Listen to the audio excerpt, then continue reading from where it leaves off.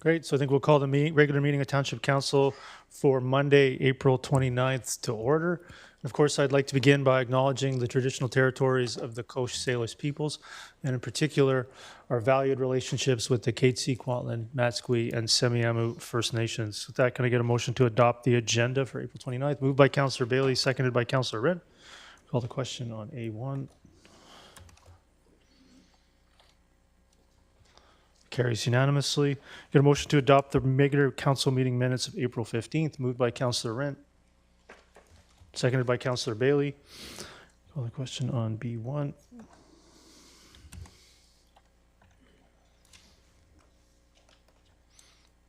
That carries unanimously. Get a motion to adopt the public hearing meeting minutes of April 15th, moved by Councillor Ferguson, seconded by Councillor Rent. Question on B2. That carries unanimously. We have a few delegations here today. Start with item C1 from Carol Paulson. Please come forward.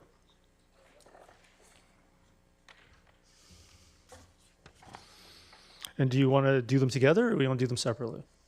Together? Okay, go ahead. Yep. Correct. Thank you very much for the opportunity to speak today. My name is Marcel Sachse. I'm the president of the Langley Sustainable Agriculture Foundation, and I'll be giving you a review of a project I've been doing at the Derek Doubleday Arboretum. We call it the Learning Farm, and to begin with, the Langley Sustainable Agriculture Foundation, founded in 2011, with a group of volunteers that are very involved in agriculture here in Langley. Started off with the purpose to build capacity and knowledge in agriculture here in Langley, and we've been involved quite a bit with workshops. And in 2019, we started with a project at the Arboretum that you'll see here. Perfect. You see the map on it there. Everybody's probably familiar with the area. The Site 1 and Site 6 is basically the area, or Site 6, if you look at it, the driveway into the parking lot is to the left of Site 6. So to give you an orientation, in December 2019, we signed a lease with the township to start our project on the sites outlined there. And we've been, our group is run with volunteers, but the project itself has been largely implemented by the Langley Environmental Partners Society, LEPS, and the agricultural coordinator, Amanda Smith, who's here as well.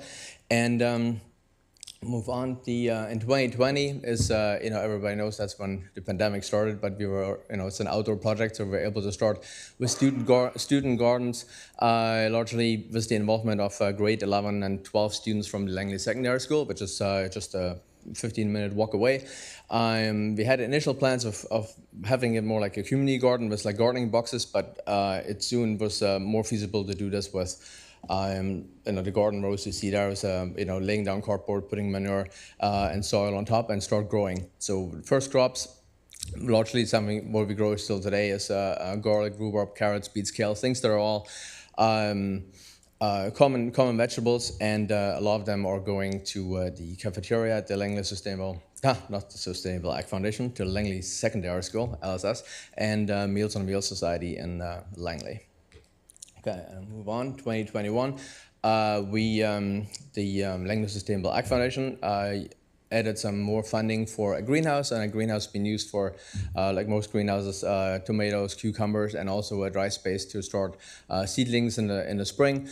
And also because the area is hard to access with water for irrigation, we installed a catchment on both sides, and there's you'll see we have another catchment at another location on site there as well. But fortunately enough, it's been 2021, and the greenhouse is still standing. No major damages in there. It's been a really good asset to have. We'll move on. The next year, 2022, we received funding from the Co-op Community Spaces, which is I find a pretty significant recognition of the project itself, as there aren't too many, recipients per year. And with that money, we were able to establish a shelter where students meet for talks or preparing vegetables for the market. And also, if you look on the sites, those are wheelchair accessible boxes for like planters, raised up planters. So, and if you look on the right, there's another water catchment system there. Okay. And then 1 to 2023.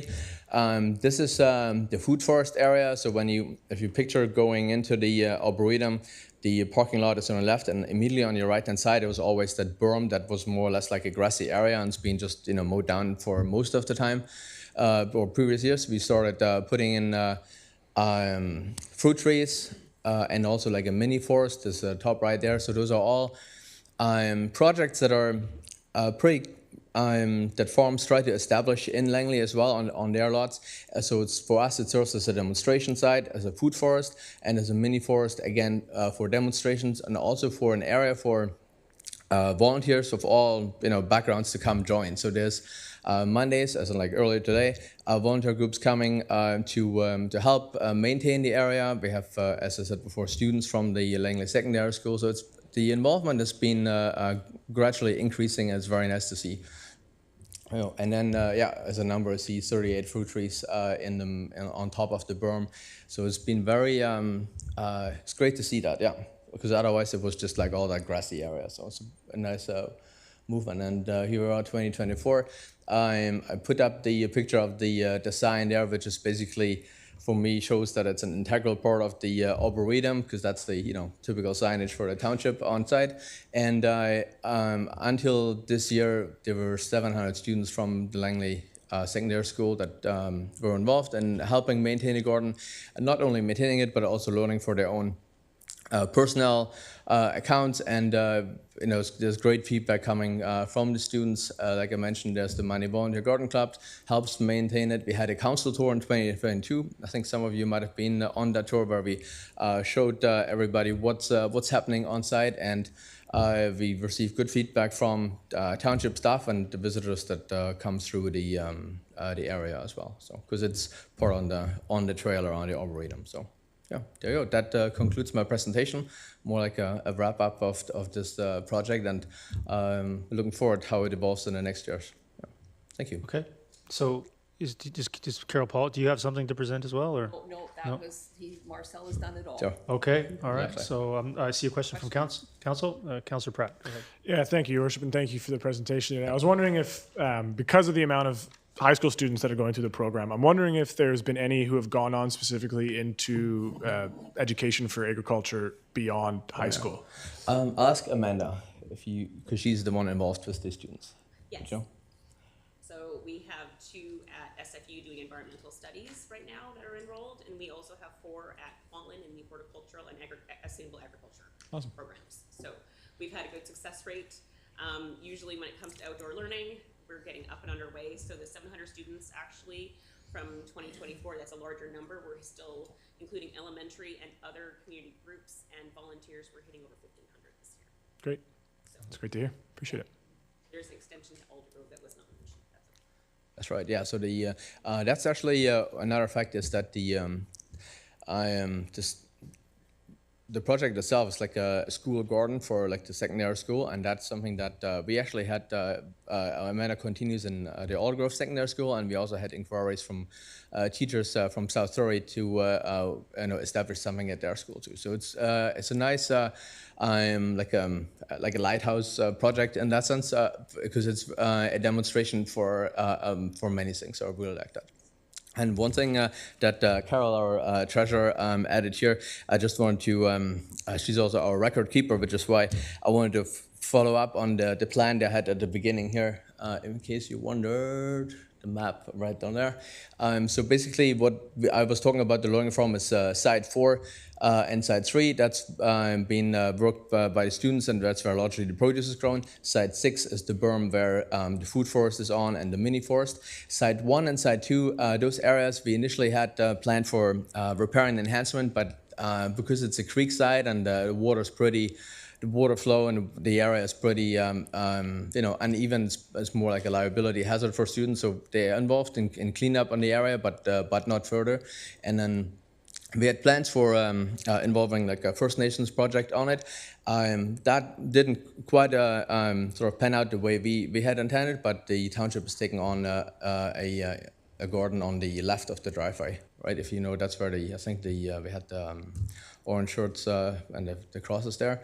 And we had a season market kiosk, and that's something else that we had in mind where students could sell their produce, but instead we actually selling it at the market, the farmers market, which is on the left of side 4 every Wednesday during June, July, August, September.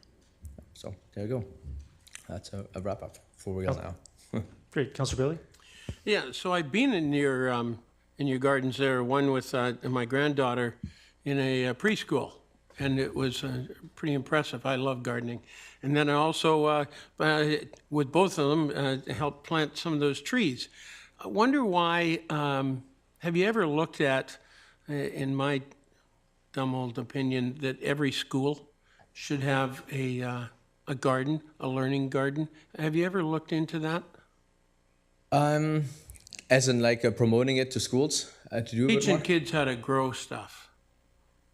Right now, Amanda, I think right now it's the environmental science, like in grade 11 and 12. The secondary school, largely because it's the closest school, because it's having it at schools is always the challenge of bringing students on site, especially when you have like elementary school students. So that's sort of a tricky part. I'm not sure if you had more experience with that. Yeah, go ahead. Okay, so I'm doing a presentation to the School District Foundation later this month, well, actually in the end of May. There actually are quite a few schools within the township that actually do have school gardens attached to them. And during the years of 2019 and 2020, LEPS did work very closely with those schools with gardens and doing programming with them to get them outside on their own school properties. That's going to be for the presentation for the school board to see what else, how we can expand this into the rest of the schools that do not have access.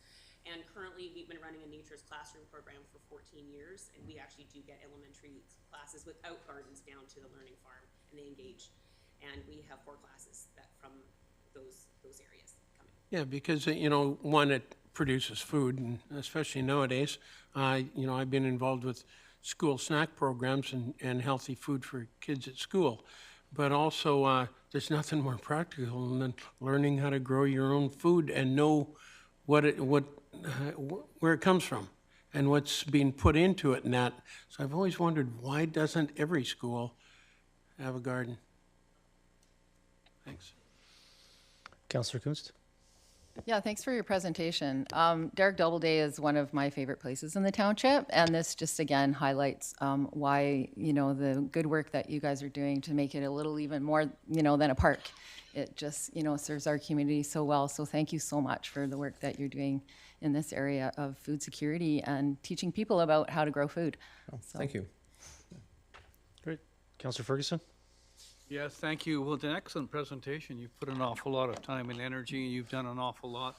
I remember, it couldn't have been that long ago, maybe a year and a half ago, when a group of people came to me, Carol Paulson and a few others, it couldn't have been that long ago, and said, well, we wanted to put together what would they call a sustainable agricultural foundation. And they said, and I said to them, how ironic to have an agricultural foundation in an agricultural community.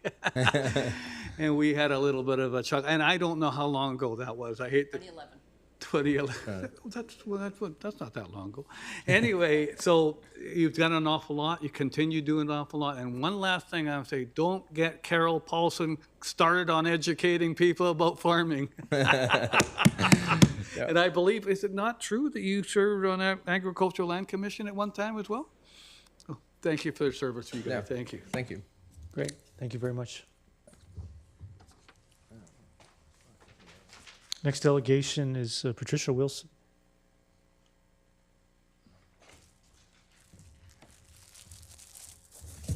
Now to shift gears a little bit, Mayor Woodward and Council, thank you for allowing me this time to do this presentation today.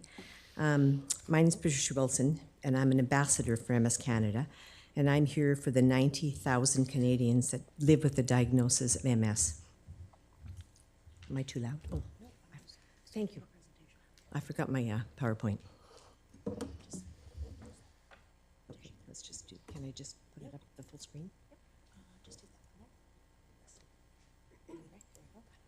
Okay, I'm good now. Some information about MS. It's a neurological disease that affects the central nervous system and has varying symptoms. Approximately 1 in 400 Canadians live with MS, and averagely 12 people a day get the diagnosis of MS.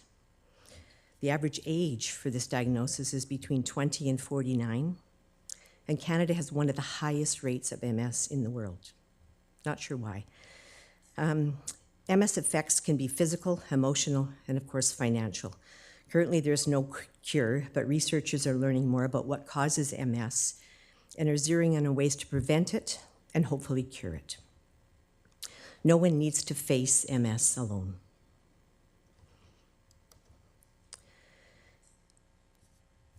May is MS Awareness Month, and so MS Canada ambassadors across the country, like me, are working to educate, advocate, and tell their story about multiple sclerosis. We support those dealing with this diagnosis. MS impacts all Canadians, not just the people who live with it, but their families, their friends, and the community. And funds raised by various things like MS Bike, MS Walk, Burgers to Beat MS, and various programs across BC and Canada support critical MS research and programs that improve the quality of life for people affected by this disease.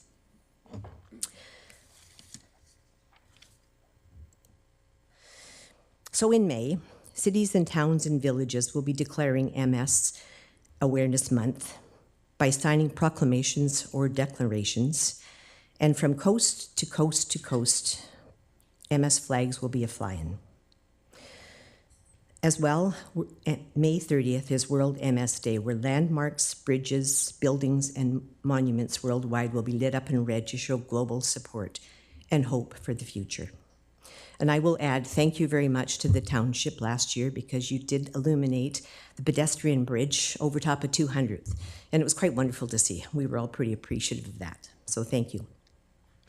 So I'm here today with my ask, which is, will the Township of Langley sign a proclamation or a declaration declaring MS awareness for the month of May, showing your support? And will the Township of Langley fly an MS flag, which I happen to have one right here in my hand, for the month? And once again, on World MS Day, May the 30th, will the Township illuminate a landmark in red? Because everybody knows somebody with MS. Thank you. Thank you. I'm not seeing any questions from council, so thank you for, oh, there's one. Councillor Bailey. You knew you're not going to get away from me on this one, as I am the unending proclamation guy. I also I no longer have a direct association with MS.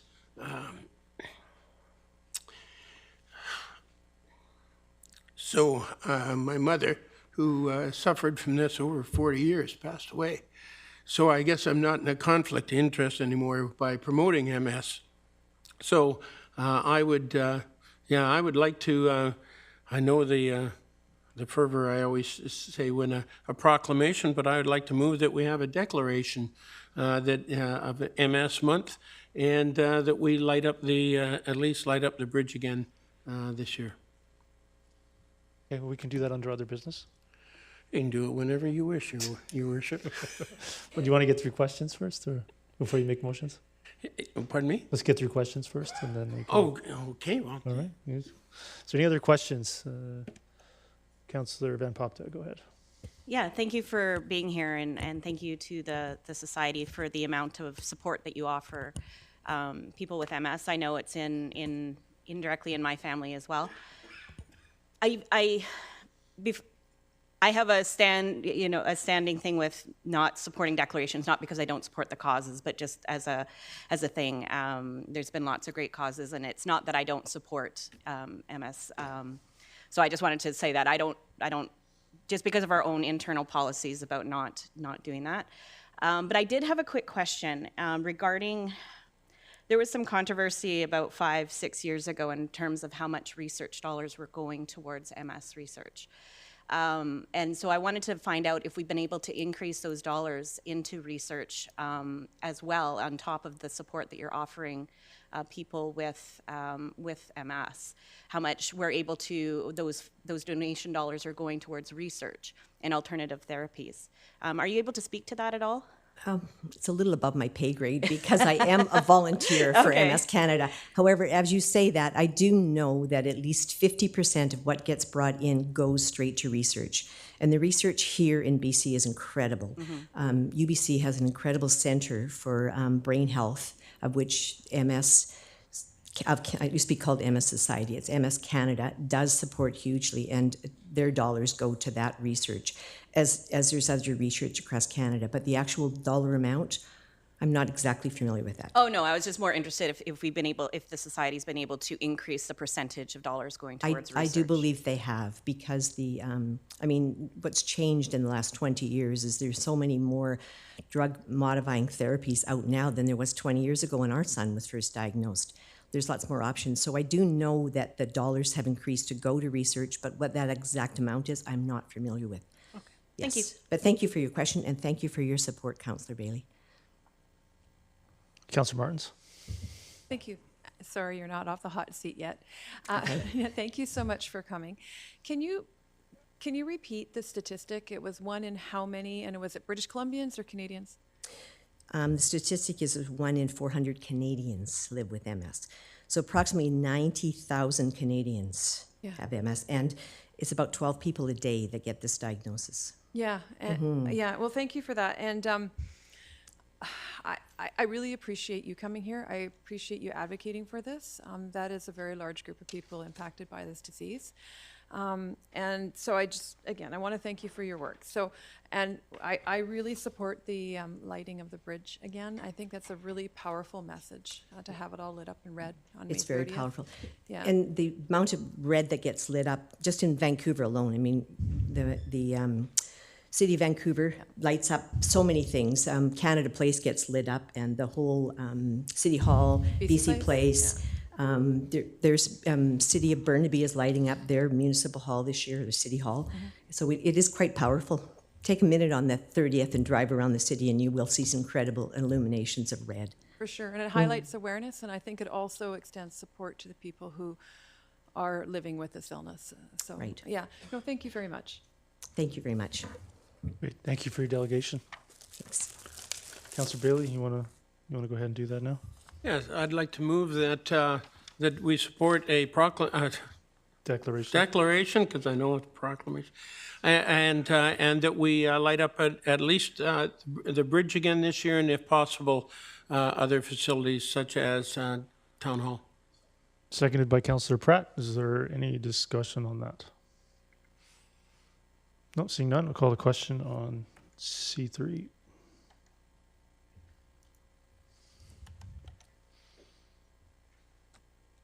That carries with Councillor Van Popta opposed.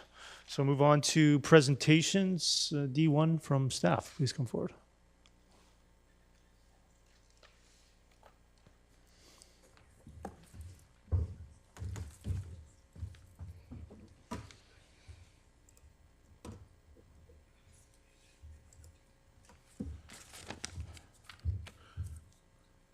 Good afternoon. My name is Jim Mackla. I'm the head of the Information Technology Division. Thank you for the opportunity to present. I will be speaking to the infrastructure and technology upgrades. This is Farzad Ardestani, Manager of Facilities Planning and Construction, and he will be speaking to the scope of the space renovations. 18 years ago, in 2005, this council chamber was built with a design to support local cable TV broadcasting and in-person participation. Some portions of that original build are still in use today. 10 years ago, the video system was upgraded with new cameras and touch control panels. The upgrade also removed the cable TV broadcasting components no longer needed.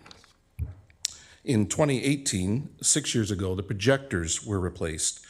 Projectors are capable of widescreen format, but were adjusted to support the original standard format or square frame of cable TV in order to fit on the current projection surfaces.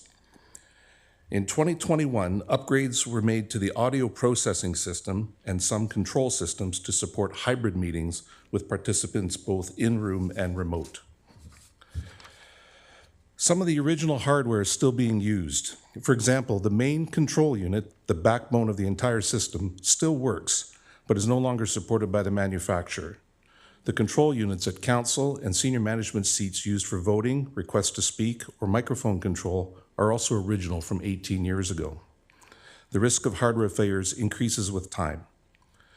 Hybrid meetings are not ideal. Voting and speakers are tracked manually, and the technical functionality is not always reliable.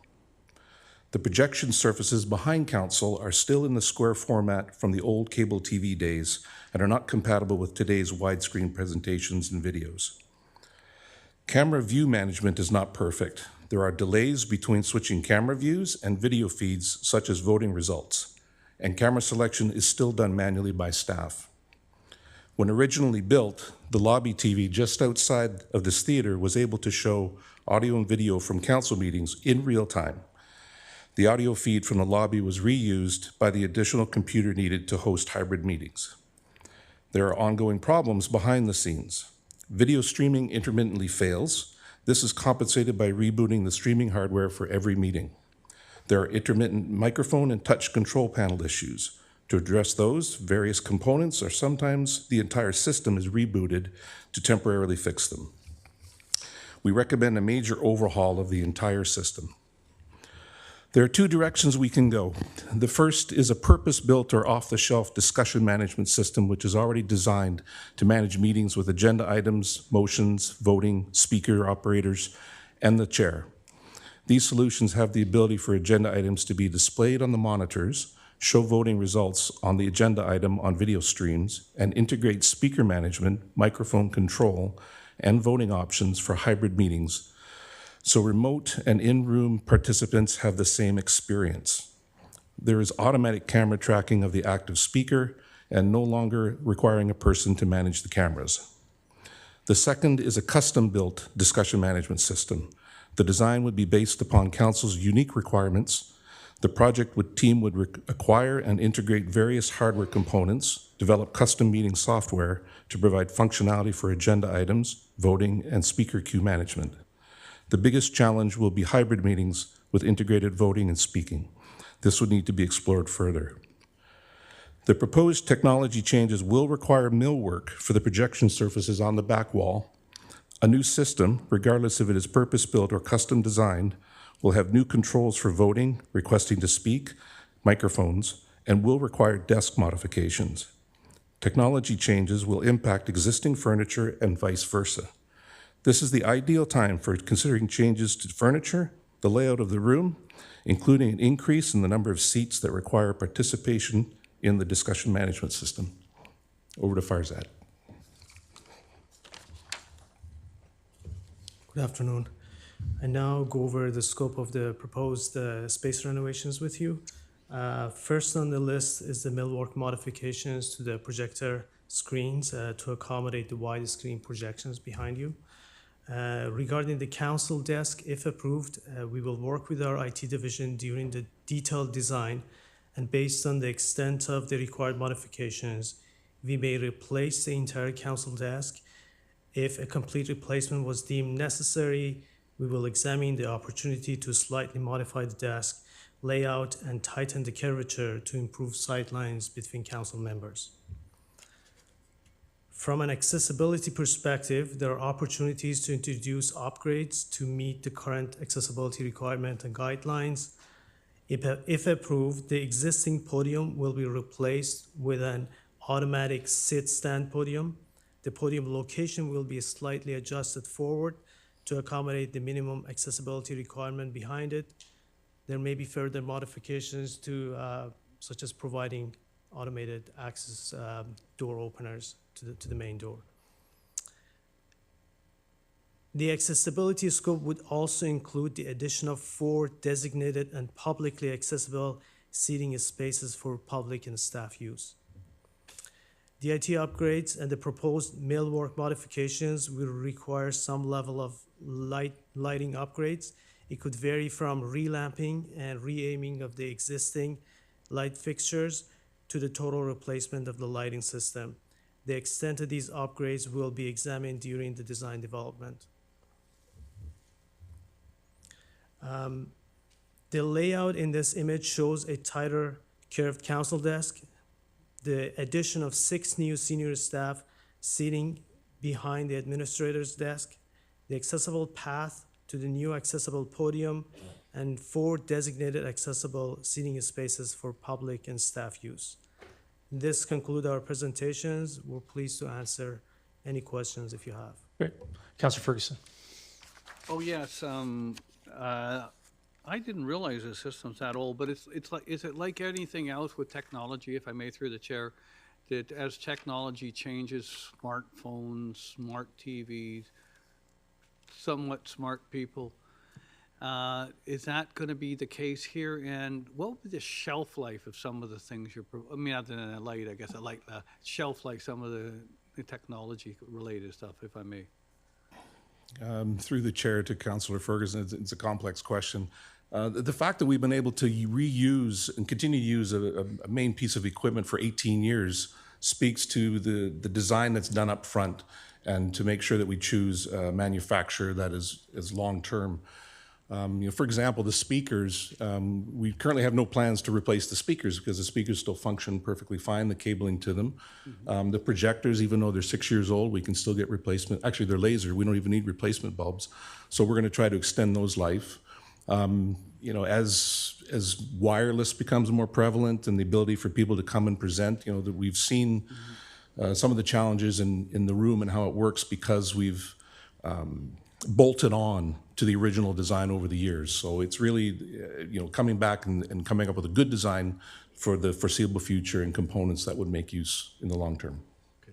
So thank you. I just follow up to say I appreciate all the work you guys have done over the years. And I always think of the building as not that old, but it's getting on there. And you've done a good job, you and your team, Nadia and yourself.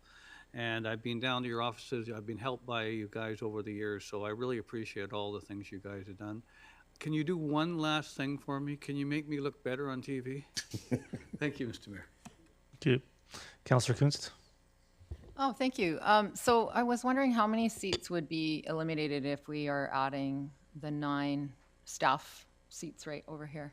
About 51. 51? 51 if we add 49. Let me correct myself, 49. So what would happen to these spaces, this space right here? Would that still be utilized by staff, or this just gets? No, that area will be removed. We will consult with mayor and council if that area can be used for a different purpose. Okay, so is it still possible, if this were to go forward, that we keep the, we do this, I do think that there would be better, the way that, the sightline thing, but I would hate to lose, 50 seats, that there's a way to still have the same seats, but maybe do the staff thing a little bit differently. Because that's 9, where we have 4 right now, we'd have 5. I'm just wondering what the rationale for having 5 or 9 places for staff to be through the council meeting. Do they really want to be here for, the whole time? It's tough for me to, our direction was that nowadays there's more need for staff to come and sit at council meetings and have access to a microphone where they can answer questions. The other challenge was the location of the existing senior staff is behind council. But yeah, that's a balance that we'll have to strike. Thank you. Councillor Van Popte. Nobody likes to spend money on their house and renovating, but sometimes it's necessary. I think it was in the spring of last year or in the fall, I had the flu on a Monday. It was a council Monday. Tried to Zoom in, and Zoom didn't work. And I had to come in. Fever broke here at the table. I was all masked up, but it's one of those necessary evils that we kind of have to take care of our technology in order to be able to serve, our community. And it's unfortunate that it's this kind of dollar value, but in the same breath, I was looking at it going, it's actually better than I was thinking that it would be. So from my perspective, this is something that needs to be done. I hear what Councillor Kunst is saying about the the extra staff seating, but I don't know if we could even, we don't want to have the public behind staff on that side over there, so I don't even think we could open up extra seats on that side, but yeah, I mean, I appreciate the presentation and the explanation. I'm glad to see that we've got some better accessibility. We've had some mobility challenges with presenters, so it's nice to see that we're gonna, bring up our accessibility in the chambers here. So thank you. Councilor Martins. Thank you, and thank you for your presentation, and thank you for the revised layout. I was looking at the other option in the agenda last night.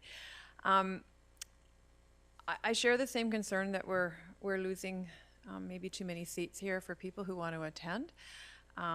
It seems from the one layout to the next, it's still the same footprint with less desks. I'm wondering if it's possible, sorry, I'm a visual person. I wonder if it's possible to then perhaps shrink that back a bit and extend some of these seats along just to bring some seats back for the public.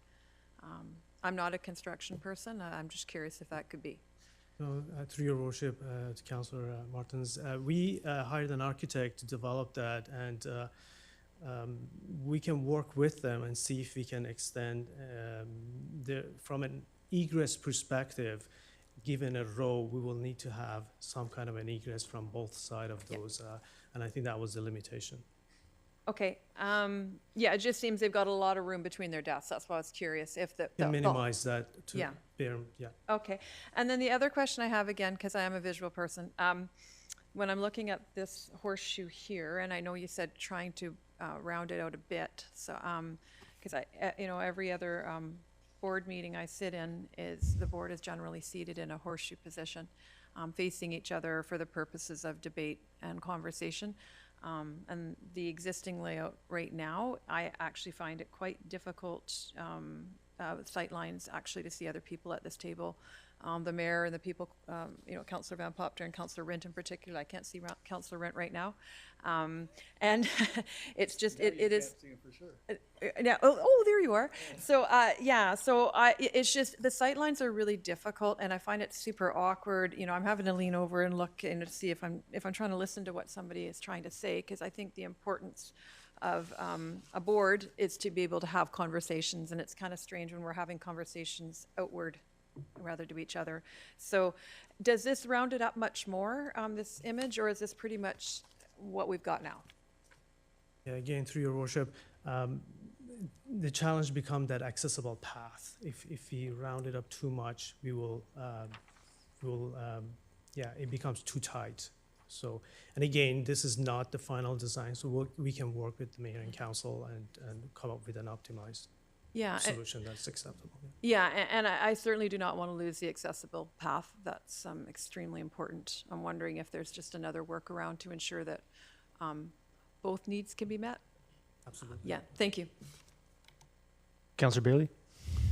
It's not a well-kept secret that I'm not very technologically advanced. So a lot of times when we are looking at priorities for things, we get low, medium, high, and critical. Dealing with our audiovisual stuff and the sound equipment and all the technology back there, where would you put this? Anywhere from low to critical? If I recall, we've been putting it as critical because, as I mentioned, that backbone, the brains of the system is 18 years old, and that piece of equipment cannot be replaced. But if you say critical versus life-threatening, it's not life-threatening. I mean, council will be impacted, and the ability to run council meetings electronically will come to a stop. And the question then is how long, and that depends upon the equipment we need to get. Do we have to reprogram everything? It's a big unknown, and the impact is really to council meetings. Okay, thanks, because it helps me make decisions when it comes to this kind of money and areas that I am not very familiar with. Thanks. Councillor Pratt. Yeah, thank you, Your Worship. A lot of the points that I was going to make have already been mentioned. Really pleased about the potential to be able to actually see colleagues a little bit better. Every time we've had a public open house or a public hearing, and I expect the chamber to be full this term, it hasn't yet. So I think with the advent of more and more people looking at our meetings, watching our meetings online. I'm less concerned about losing the seats as I am about making sure that our staff are actually adequately able to participate. But I am wondering, in that vein, when more and more people are going to be coming to a public open house per se, and they're potentially now forced to be in the alternate rooms outside, and the stream is being fed to those rooms, are we at all improving that connection as well? So does that need to be fixed? The stream to, say, another room if this room is full for a public hearing? Through your worship to Councillor Pratt, what we've done in the past with respect to what we call the overflow rooms is we simply take the YouTube video stream and present it up on a local TV. We don't do anything complex where we're trying to have the video and audio from here go directly to the room. Perfect. So what happens is the people in the overflow rooms have that 40 to 50 second lag of what's actually happening in here versus what they see. But it's what I would call a cost-effective solution to providing an extra capacity in the event that this room is completely filled. And the frequency that I wish I had a number for you right here, but the frequency that we've had to mobilize the overflow rooms is once, twice a year, maybe. It really depends upon what I would say a more contentious issue that brings all the citizens on site. Yeah, I remember the last Brookswood neighborhood planning public hearing, we expected it to be full, and it didn't actually end up requiring much of that. So I appreciate it, and I'm looking forward to finalizing the design on this. Thanks. Yeah, that's all the questions for council. I appreciate the presentation. I think it was important to see. Almost think everyone on council asked a question. Almost everybody. But I appreciate the presentation, and I think it was important to give members of council a chance to ask you directly. The way I would look at it, maybe a little bit different. The request to drop the budget envelope from 1.3 to 1.1, what do you think the potential cuts, what would you look to potentially optimize first, and in what order to get this project delivered with slightly less than what was requested? Go ahead. I believe IT is the highest priority here, and that's why when I was speaking to the council desk and to modifications of some of the other items as lighting, we'll see what the actual budget comes back. But realistically, if it was the 1.3 million, from what it looks like, the council desk needs to be modified. I heard that the councilors would prefer to be able to sit in a place where they can see each other better. Lighting is also old. This lighting is original to the building, so like any other lighting, it's best for it to be replaced. Those are the two areas I would see for us to reducing and meeting the 1.1 million. And what would be the timeline to complete the work? What would be the most ideal timeline?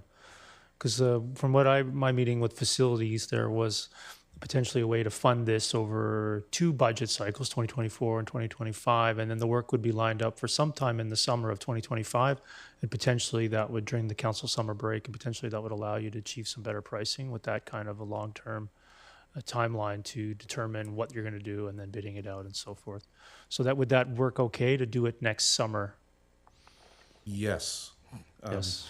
And to speak maybe to the reduction from 1.3 to 1.1 on the technology side, the envelope we have in there of 450,000 is selected because we haven't yet chosen the path that we wish to go down. It's really going to require input from senior management, the legislative services staff who operate the meetings, and council, and yourself, Mayor Woodward, on how to actually run the meetings. So there are 2 paths, pre-built, but you work within the constraints of the system, or custom built, where we build it exactly the way you want it. Depending upon how those unfold will actually drive the costs. Yeah, and I remember, so the overflow room, you'll be able to conduct overflow rooms. So in the rare scenario where the quantity of seats shown here wouldn't be sufficient, there would be overflow rooms. Are they going to be improving the technology about managing the overflow rooms, or will it be functioning the same as it does today? The budget was submitted based upon functioning the same way today. If there is an opportunity with perhaps some surplus in that 450 to extend what I would call real-time feeds to these rooms, and we can explore that as we do the design. Yeah, and I'm trying to think what year, we're now 12 years, a combination of being in council and being in the audience. I can remember 3 times, maybe there were more than 3, but I can only remember 3 that had been required to provide overflow.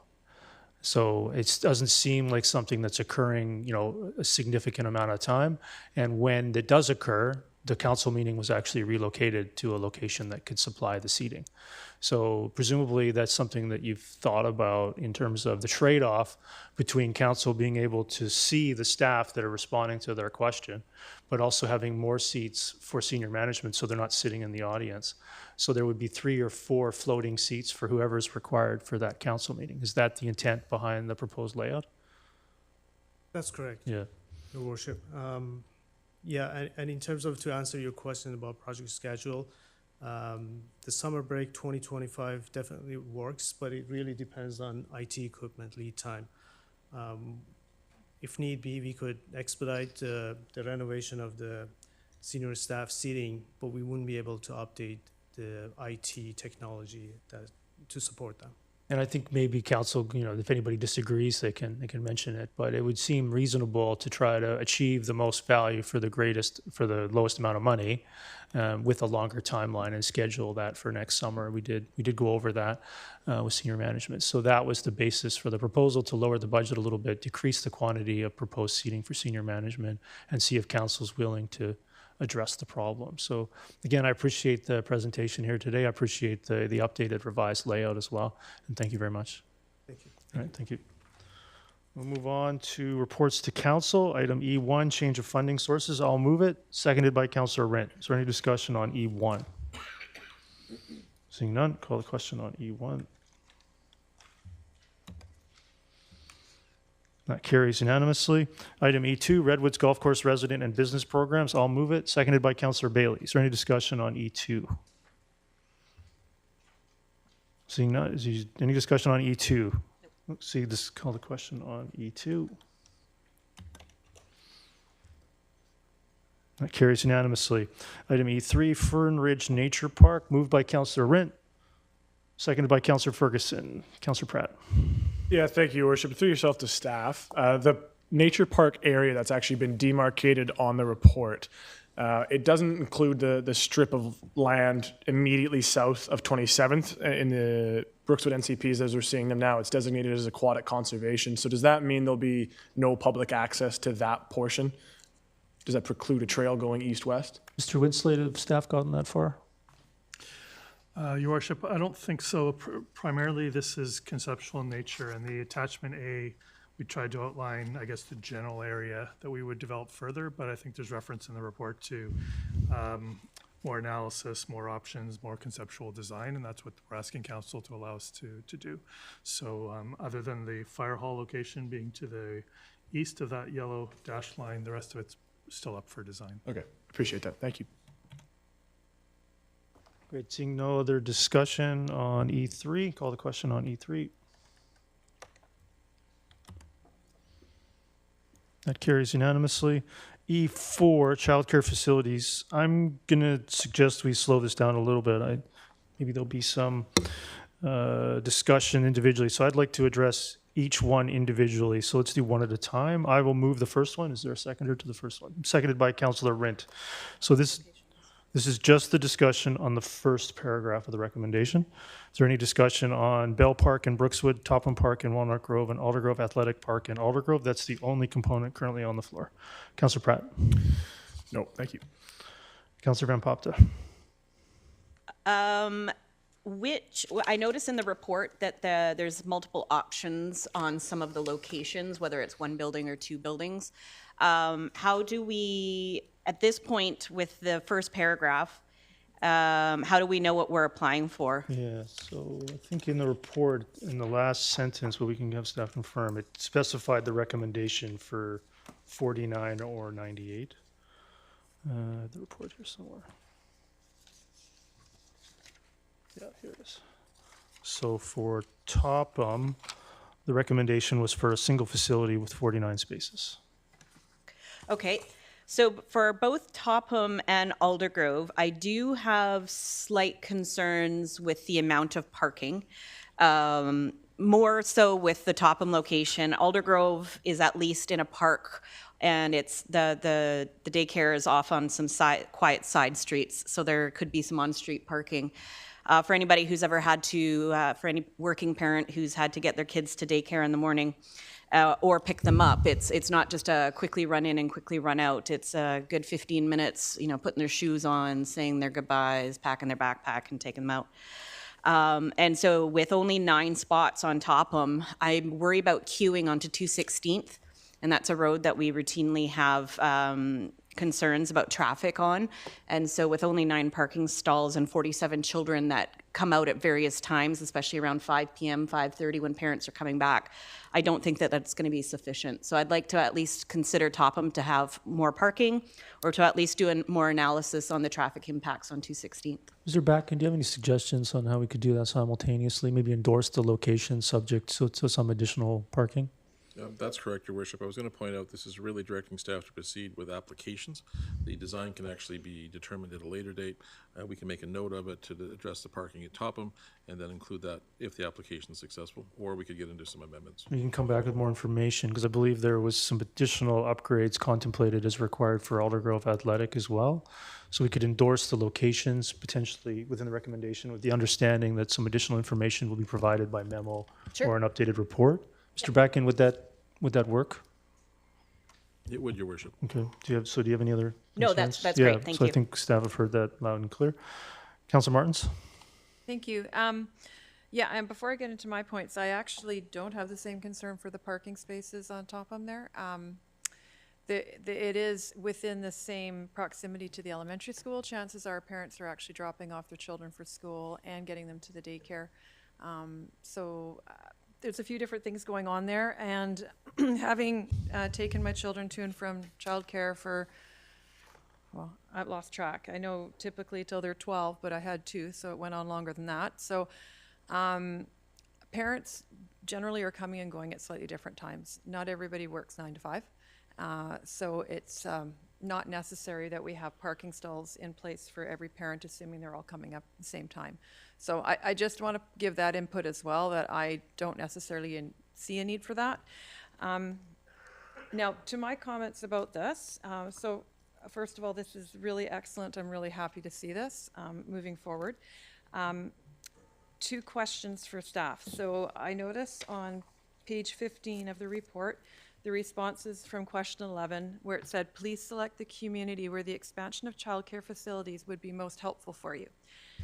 So I see number 1, Willowbrook, which is excellent. So we have that one within this 4.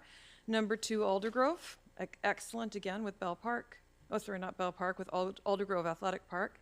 And number 3, Murrayville. So I'm going to come back to that. Number 4, Walnut Grove, which is great. And then number 5 is Brookswood, Fern Ridge. So we've got Bell Park. So excellent. We've got 4 of the top 5. I noticed that some locations were considered in Murrayville and deemed not suitable.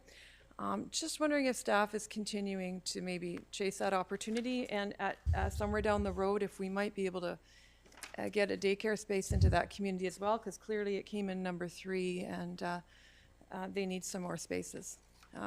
I don't know if their staff can comment on that, or just take a note of that. Your Worship, thank you. The issue is still a bit of a work in progress for staff. What we were able to determine with the 4 that were being recommended is that it's likely technologically feasible to make it actually work. And when I say that, I'm talking in course of land use, but also servicing, and there may be some significant gaps we have to address there as well. Our search in the other jurisdictions or other areas was a bit more complex because nothing really jumped out at us. We will continue to look for sites, and it may involve having to get additional sites down the road, but at this point our existing locations didn't seem to meet the criteria that would have led to a successful result. Okay, no, thank you for that. Well, I look forward to potential new locations in Murrayville down the road.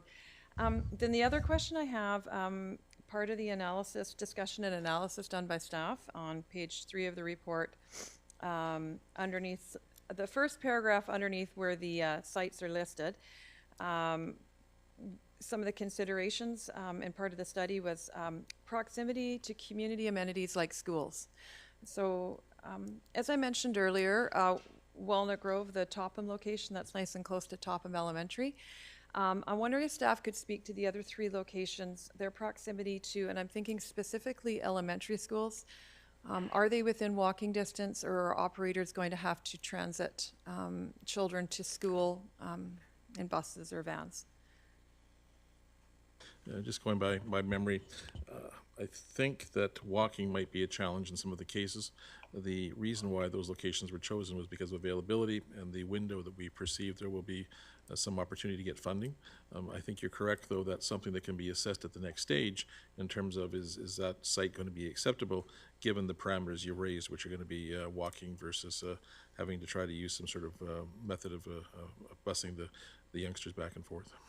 Yeah, thank you for that. And I certainly don't want to hold this up. I fully support this. I think it's excellent, and I thank staff for bringing this information back. That's just input to consider.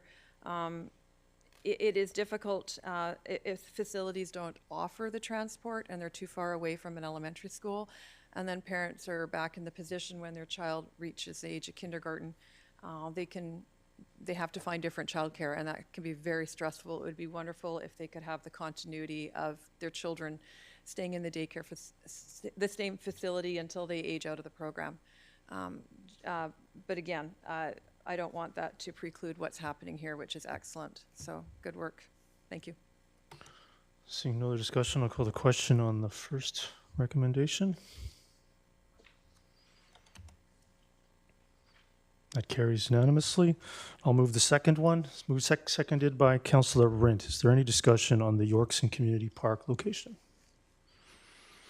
Seeing none, I'll call the question on E4 recommendation 2. That carries unanimously. Ms. Bauer, if you could bring up my first amendment regarding McLeod Athletic Park.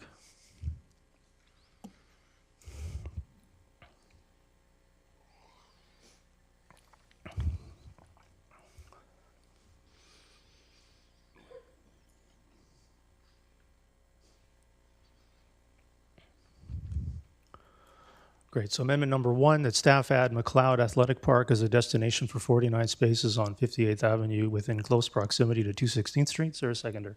Seconded by Councillor Rint. Is there any discussion on that amendment? Seeing none, call the question on that amendment. That carries unanimously. I have an amendment number 2, so I'll just move that as amended. And the bold portions are what's added, that council directs staff to engage the YMCABC and review and consider the Township of Langley as the potential nonprofit operators for the Township of Langley owned child care sites as provided in this report in consultation with QP 403. I'll move that. Seconded by Councillor Bailey. Councillor Bailey, go ahead. Yeah, I'm really glad to see that you've added a consultation with QP 403. Too many times civic workers are left out of opportunities, and it's very important to make sure that they have a chance to at least be consulted and possibly participate. So thank you.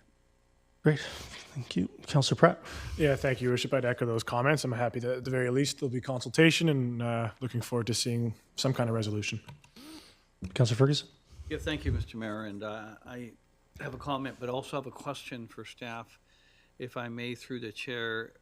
Wasn't there a time earlier on when the YMCA were the managers of the W.C. Blair Pool, if I may, through the chair? Sir Bragan? That was correct, Your Worship. In the late 80s, I think, that time when the pool was first built, the YMCA was the operator.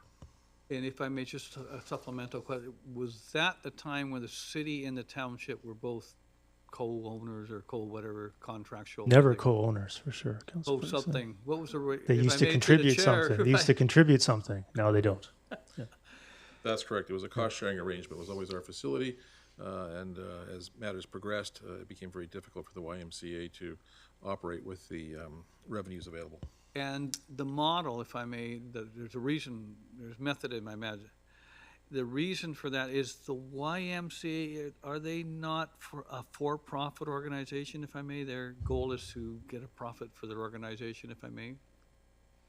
I believe what you're referring to is that they are classified as not-for-profit, but they do have a broad range of, I guess, facilities they operate. So what they would be operating on the basis of is to actually, if revenues in one facility are sufficient, they will use it to support other facilities. Mm-hmm. So I think it still meets the tax criteria.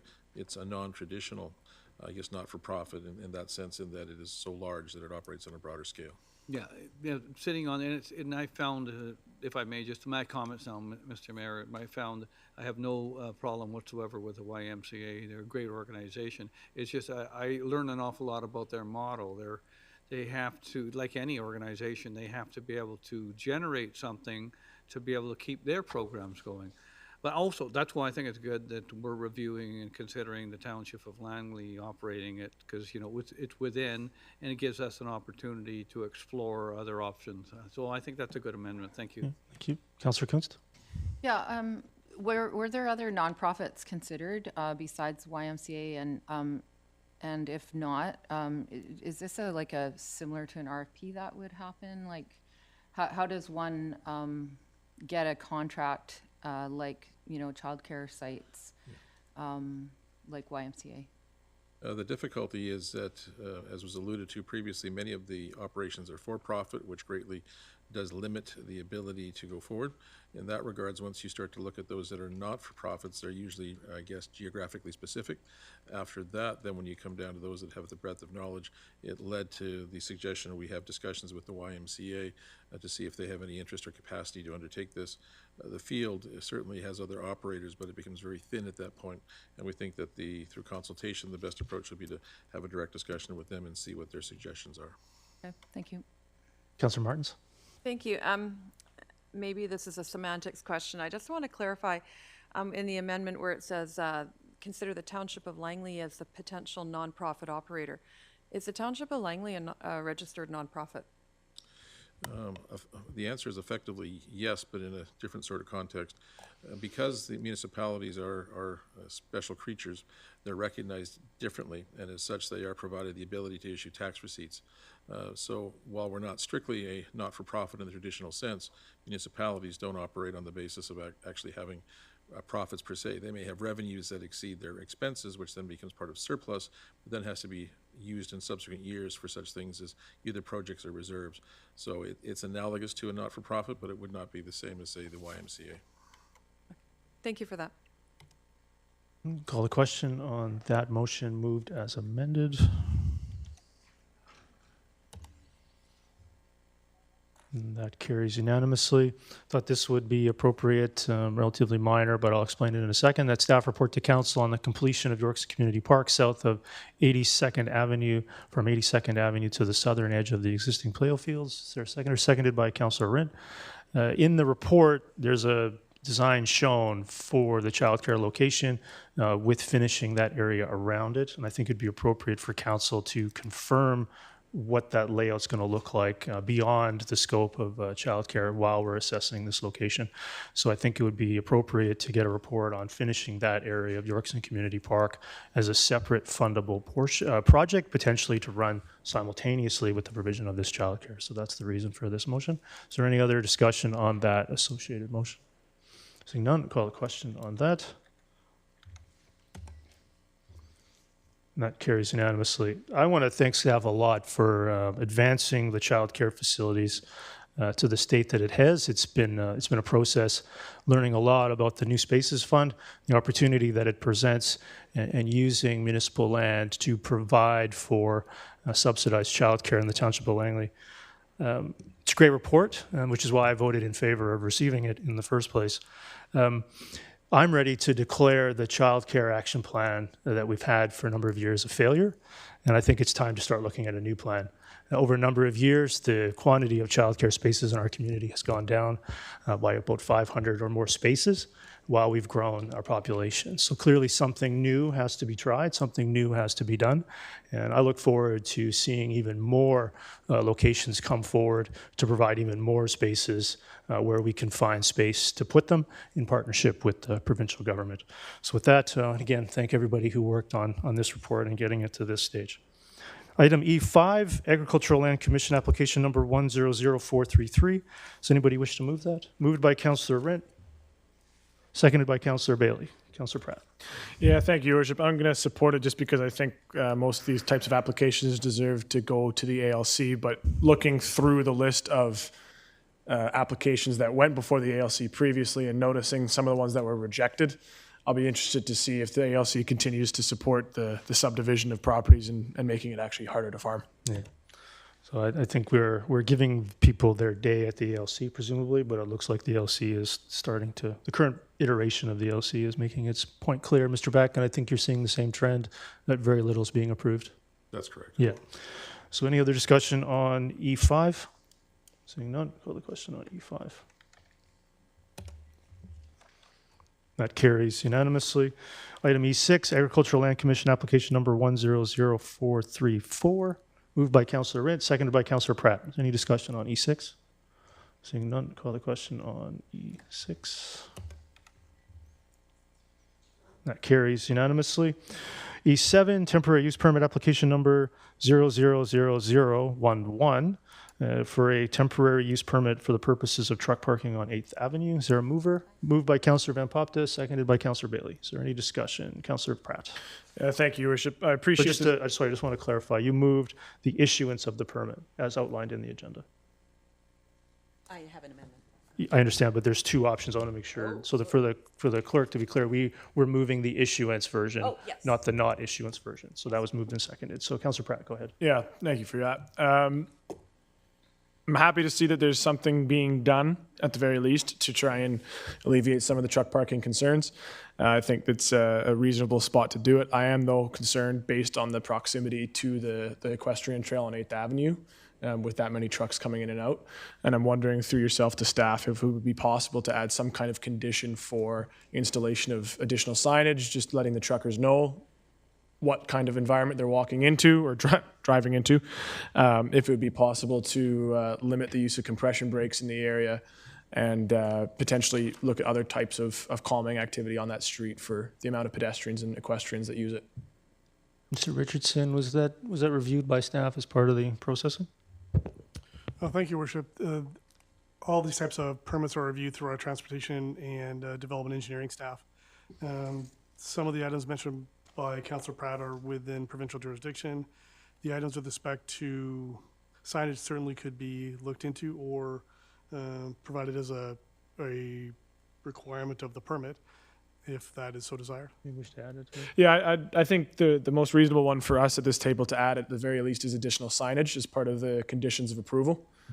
So I'm not exactly sure on the language of what those signs would say. I'd leave that up to the staff, but I would move that we add installation of signage alerting vehicle traffic to the presence of pedestrians and equestrians as a condition. I got two more speakers. Let me come back to you. I got a note of that.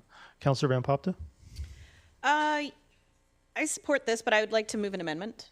All right, and come back to you then. Councillor Ferguson? Oh, yes, I just wanted a double check, if I may, through the chair to staff. We keep getting letters regarding the 270-998th Avenue, if I may, through the chair, and folks are on the impression that's agricultural land. If I may, through the chair, this is not agricultural land, correct? Mr. Braga? That's correct. It's not in the Agricultural Land Reserve and is immediately south of the former Jackman landfill. So it has some usage issues that we're well aware of that even went so far as to secure additional rights in the area because of concerns. So this is not a property that could be utilized for farming, at least not in the traditional crop sense. Thank you. Councillor Kunst? Yeah, I certainly support anything that we can do to help our truckers that are, delivering our food and all the other products that we use every day. I think there was a letter in our distribution, and I can't find it, but one of the area residents was concerned about it, but they did ask about, similar to what Councillor Pratt is talking about, but also jake brakes. If there could be a sign that, sometimes trucks need to be reminded that that they should not be using a jake brake. So just wanted to add to that discussion. Mr. Richardson, do you have any comments on that? Is there any? Your Worship, certainly pursuant to Councillor Pratt's suggestion, that could also be added in terms of provision of signage. I know the township has a number of examples. Mr. Cordero's here in the audience, but I know the township does have examples with respect to pedestrians, equestrian, as well as noise items that could be considered, Your Worship. Okay, come back to that. So let's go through these. I also have an amendment, so let's go in order. Councillor Pratt, go ahead. Yeah, thank you, Your Worship. And I'll leave the jake brakes motion to Councillor Kunst just so that if you want to make that motion, please go ahead. I won't So go steal ahead. that. So the motion that I'd be moving would be that as a condition of approval, the inclusion of signage alerting truckers to pedestrian and equestrians in the area would be required. Is there a seconder to that? Seconded by Councillor Bailey. Yeah, go ahead, you wish to speak to it? No, I think it Yeah. speaks for itself. Is there any other discussion? Seeing none, I'll call the question on that amendment.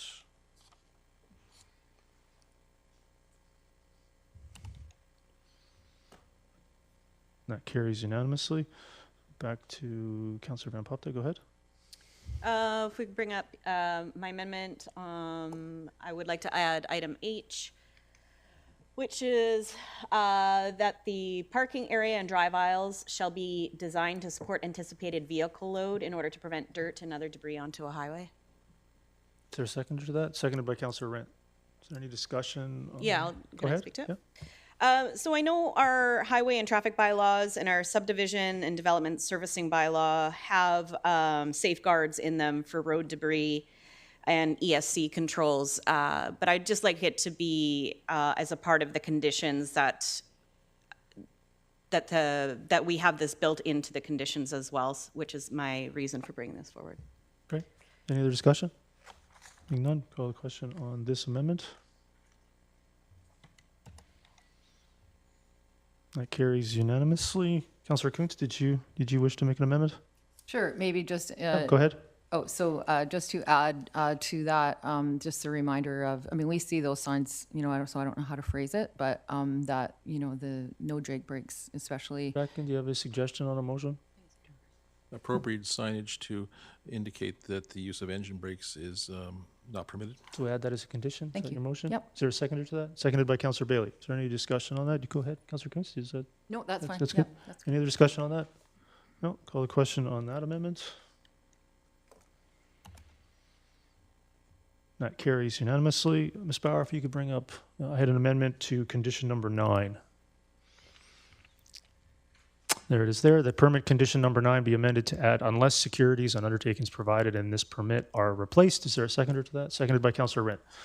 Is there any discussion on this amendment? No, seeing none, call the question on this amendment. And that carries unanimously. So, Ms. Bauer, we're back to the main issuance as amended multiple times. Is there any other discussion on the main motion as amended?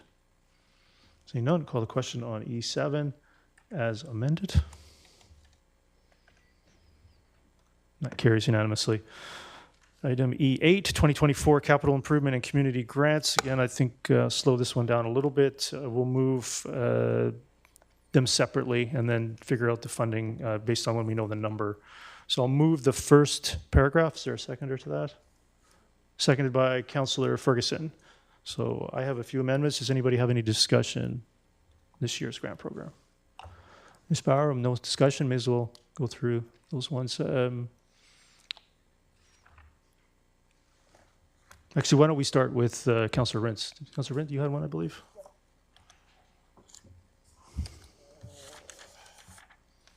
It's for D2. Oh, you gotta turn your mic on. Go ahead. It's for D2. Be it reduced to a minor festival grant of $5,000. Great. Is there a seconder to that? Seconded by Councillor Van Popte. Is there any discussion on that?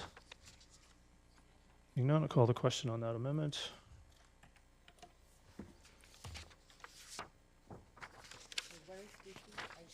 It's under major festivals. It's reducing it. It's reducing it to minor festivals.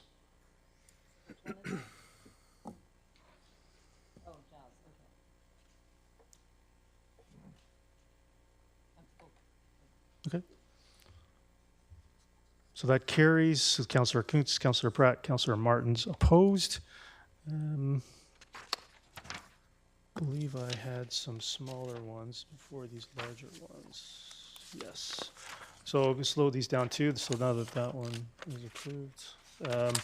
I had a couple of other changes, just tweaks, and then I do have a motion here to potentially move, if these are adopted, to codify them in policy. So I'd like to move that $3,000 in full be funded for A8, Murrayville Community Hall. Is there a seconder to that? Seconded by Councillor Rent.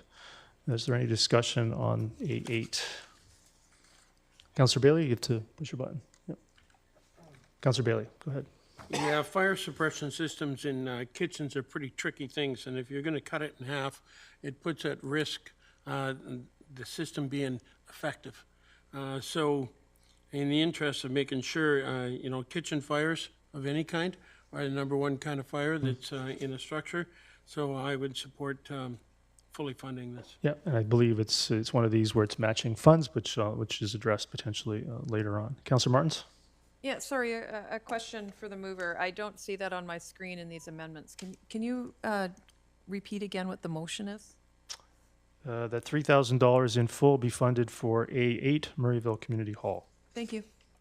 Is there any other discussion on that? Seeing none, call the question on that amendment. That carries unanimously. I have a second one, that $7,500 be funded for A9 Willoughby Community Hall, seconded by Councillor Rint. Is there any discussion on that? And that's an addition of $1,850. No, seeing none, I'll call the question on that amendment.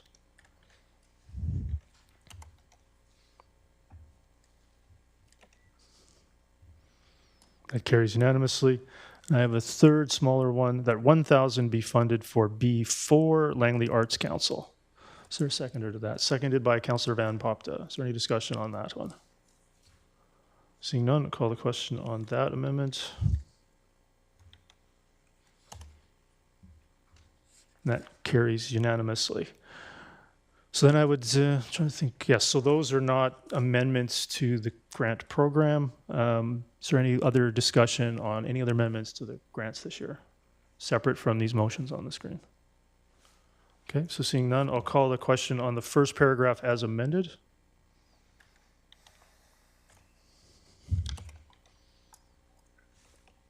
Councillor Bailey?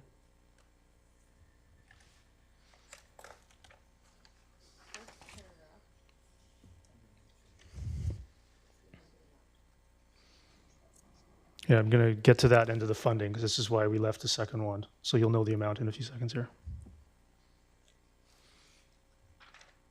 That carries unanimously. So now the second paragraph would be changed to council authorize, I have the number here, $57,325 from the remaining community events funding for 2024 for the remaining grant applications which meet the policy grant criteria. Ms. Bauer, did you get the change of the funding source? If you could repeat that, please. Yep. I have it written in form to give you later on as well. So the council authorized up to an additional $57,325 from the remaining community events budget within 2024 for the remaining grant applications which meets the grant policy criteria and amendments approved by council. Is there a seconder to that? Seconded by Councillor Van Popta. Councillor Pratt, go ahead. Just wanted to confirm, so community events we're taking out from, how much left will we have in the community events? Yeah, because of the council not proceeding with the holiday lights display at Arboretum, there's approximately $80,000 left over for this year. And then now subsequently approximately 29,000? 25,000 Okay. remaining. So maybe we'll use that's of allocated funds, which leaves council contingency for other things later this year. That's the rationale. Is there any other discussion on that funding amendment? Seeing none, I'll call the question on the second of 8E8. That carries unanimously. These motions were not to be part of necessarily the grant program funding, but I'd like to consider them. The council hereby directs staff to report to council on the required budget envelope to implement Wi-Fi and monitor within the Rotary Interpretive Center at the Derek Doubleday Arboretum. This was our grant application that staffs didn't know the full implications of how to get it done or the full scope of the cost, so broken it out into a separate motion. I'll move that. Seconded by Councillor Pratt. Is there any discussion on this? Seeing none, call the question on 8. That carries unanimously. This is a request for a report based upon potential amendments to the council policies for the grant program based upon items that were earlier approved. I believe it also be appropriate to consider some inflationary increases to some of the grant amounts. They haven't been raised in many years. And I would like to see if staff have any ideas on reducing the application complexity for proponents and reducing the staff time required to dole out a relatively small amount of money. And then one of them, I don't believe that because we have the Aldergrove Community Association and Langley Arts Council in the same community, that they should necessarily, one of them should be denied. And we fixed that earlier with one of the other amendments. So this would be bringing forward draft policy amendments, basically talking about what we've already just approved. So I'll move that. Is there a second? Or seconded by Councillor Rint? Is there any discussion on the second paragraph? And this is for a report to council with draft amendments that can be considered at a later date. No, seeing no discussion, I'll call a question on E8, number 2. That carries unanimously. And the third, the council hereby directs staff to include an additional $75,000 of funding for capital improvements and community grants within the draft 2025 budget for its consideration, seconded by Councillor Rint. This obviously here, as we saw in the report, that it was slightly underfunded, not knowing what the amount would be. It's clear that with the previous one just funded for some inflationary improvements, it's appropriate to have this included in the draft budget for later this year. Is there any discussion on that? Councillor Kunst. So I recall we had a delegation from Chris Pack from Thunderbird about Christmas at Thunderbird. Where does that fit in with what the grant, or did we give them any money? I don't remember, Mr. Back, and I don't believe so, right? No, I don't think we have to this point, Your Worship. Oh, okay. So that's not going to be included in the next round of, if they're going to do something at Thunderbird. Yeah, I'm The not Christmas aware program. that council has moved and considered that officially, Mr. Back, and I don't believe so. Okay. Yeah, I think it's still under consideration at a staff level.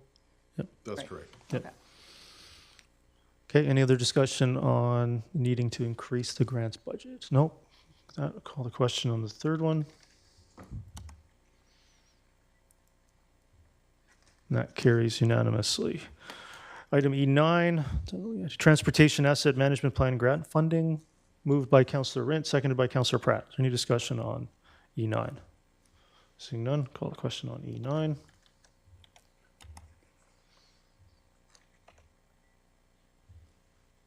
That carries unanimously. Item E10, going to move this as amended, Ms. Bauer. The council authorized $232,000 from the capital projects reserve to implement the proposed traffic calming measures. So that is moving the $232,000 version that's outlined in the report, combined with the second recommendation. So I'll move that. Is there a seconder to that? Seconded by Councillor Van Popta. Councillor Kunst. So we received some correspondence about this. Should we maybe take this to give this more time before we do something like this?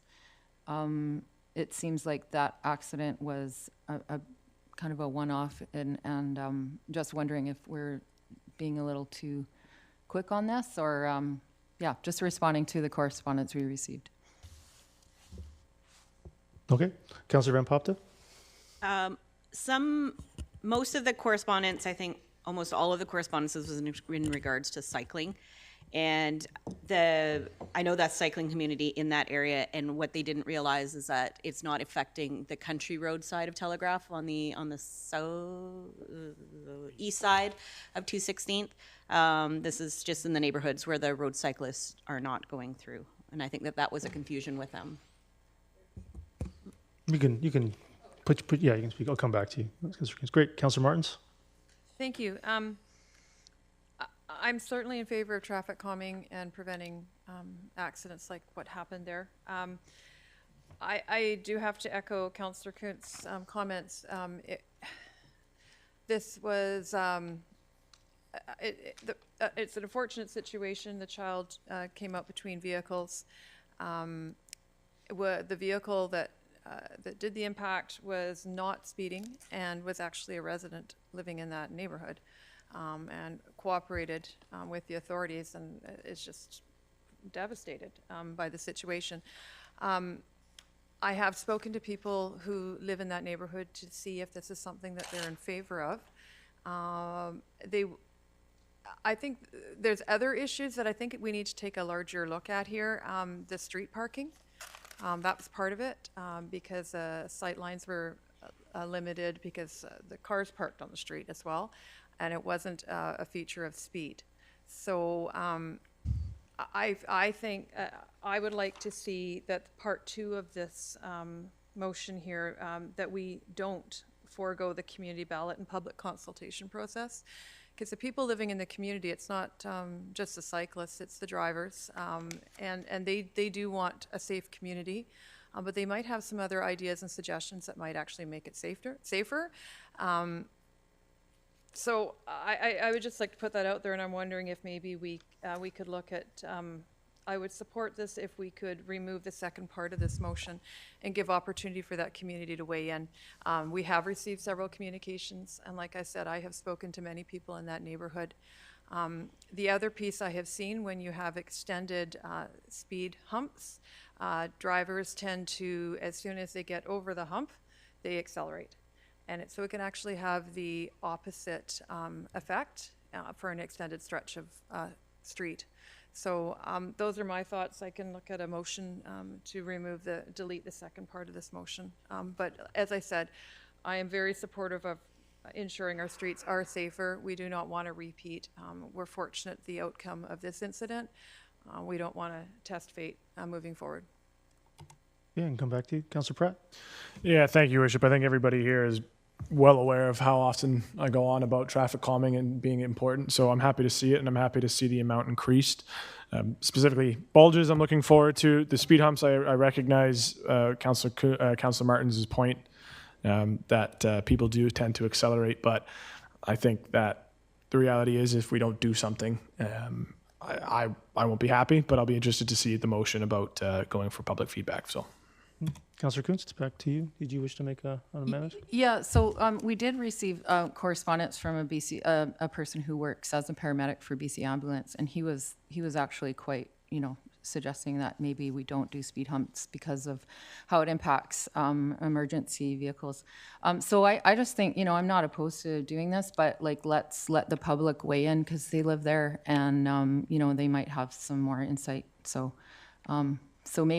maybe, I don't know, Councillor Martins, were you going to move to just divide, motion to divide the two, or how should we proceed? What would you suggest? I can go back to Councillor Martins if you wish. Sure. Yeah. Councillor Martins? Thank you. Everybody's weighed in. Can I go ahead with the motion? Yeah, go ahead. Okay, so I will start with move to delete the second paragraph of this motion. Is there a seconder to that? I'm not seeing a seconder, Councillor Martins. Yeah, to motion to delete that. Is there a seconder to that amendment to remove paragraph 2? You either second it or you don't. Okay. Councillor Martins, go ahead. Thank you. Yeah, and the reason for doing so is then that reverts back to the usual process for staff, that they will then proceed with gaining public feedback and input on this so we can go through the usual steps. Is there any other discussion on the amendment? Okay, so I don't support the amendment. I support the staff and the recommendation. I believe we have an extraordinary situation with transiting that community between 208th and 216th because of the interchange, and I think it's an appropriate measure. We've done quite a few locations in front of schools and other areas where we didn't do this, and I recognize that we received some emails, and therefore now we want to do this all of a sudden. You can't talk out of both sides of your mouth. You can't say you're in favor of safe streets and then not implement safe streets. Councillor Pratt, go ahead. Yeah, thank you, Your Worship.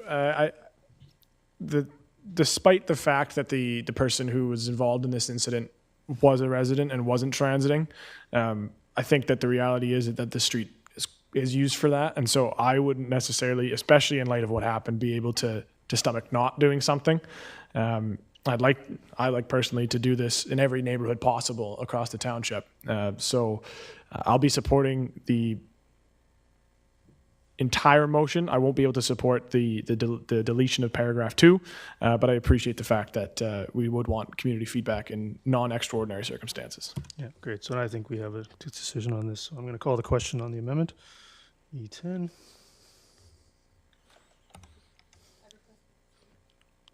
I know I called the question.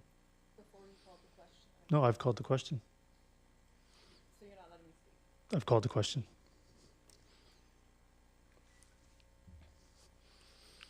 So that amendment fails with Councillor Kuntz, Councillor Bailey, Councillor Rent, Mayor Woodward, Councillor Van Popte, Councillor Pratt, Councillor Ferguson opposed.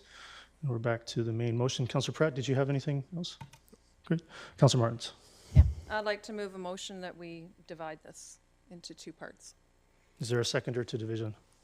Seconded by Councillor Kuntz. So we'll open up a new queue on the first paragraph. Is there any discussion on the first paragraph? Councillor Martins. Yeah, Please, thank this you. would be your second time on the first paragraph. Go ahead. Yeah, I'm not talking out both sides of my mouth. I am very supportive of our safe communities. That is my entire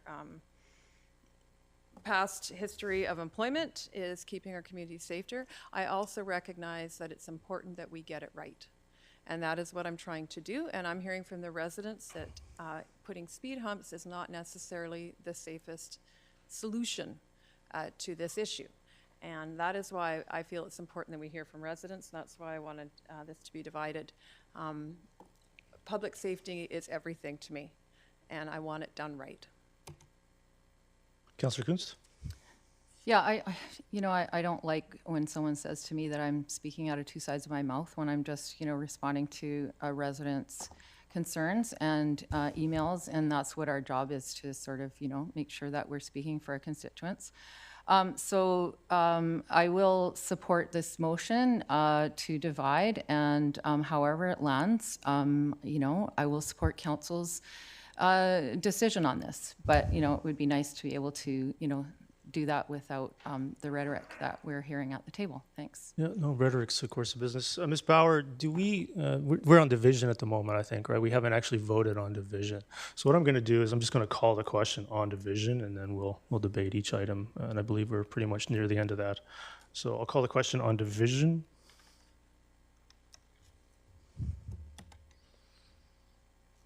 And that carries with Councillor Bailey, Councillor Rent, Councillor Ferguson opposed. So with that, we'll just call the question here on the first one. Oh, do you want to speak to it? Yeah. Okay, let me just clear the queue then. Go back to it. Okay, I'm going to clear the queue again. Go ahead on the first one. Go ahead, Councillor Van Popte.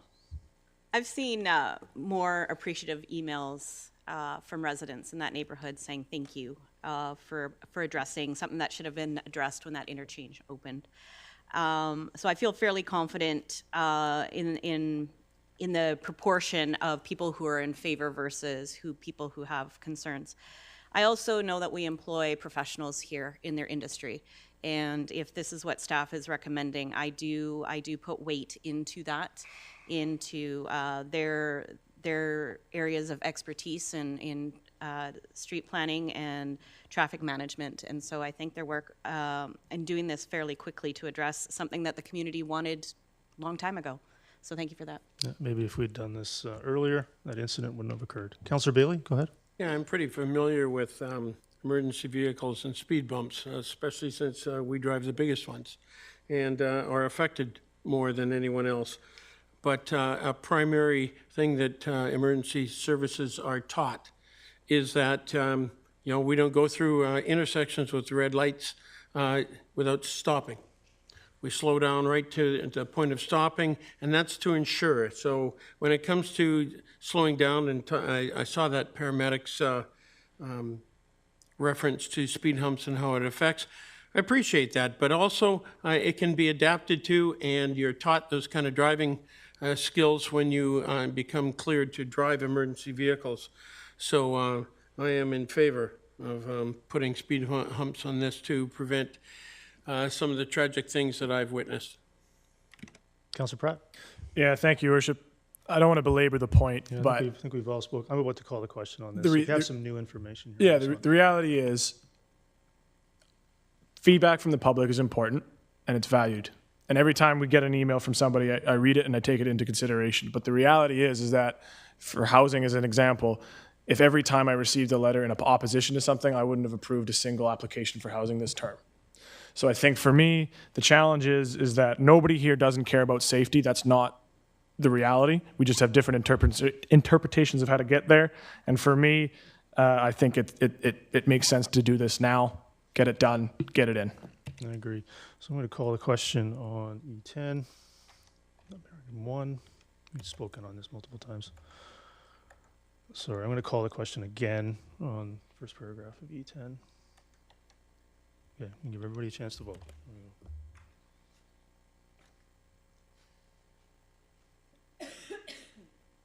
Everybody needs to vote. Has anybody voted? That carries unanimously. Move on to item 2. Is there any discussion on the second item? Any more discussion? Seeing none, call the question on the second one. Nope. Councilor Bailey, go ahead. Yeah, so when we vote in favor, is that to maintain the second or to defeat the second? So the recommendation is to forego the process. So if you vote in favor of this, the traffic calming will go in. Okay. Yeah, it's a good clarification. Appreciate that. I certainly support it. Community consultation is great.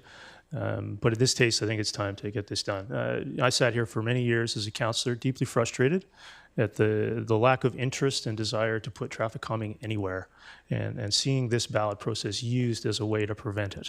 And I believe in some cases where we need to make a decision and put in traffic calming where it's appropriate to do so, and I can't think of a better stretch. I think it's really unfortunate that we didn't get to it in the first round of the other 17 locations that this council has done, and I think it's time to call the question and see where we stand.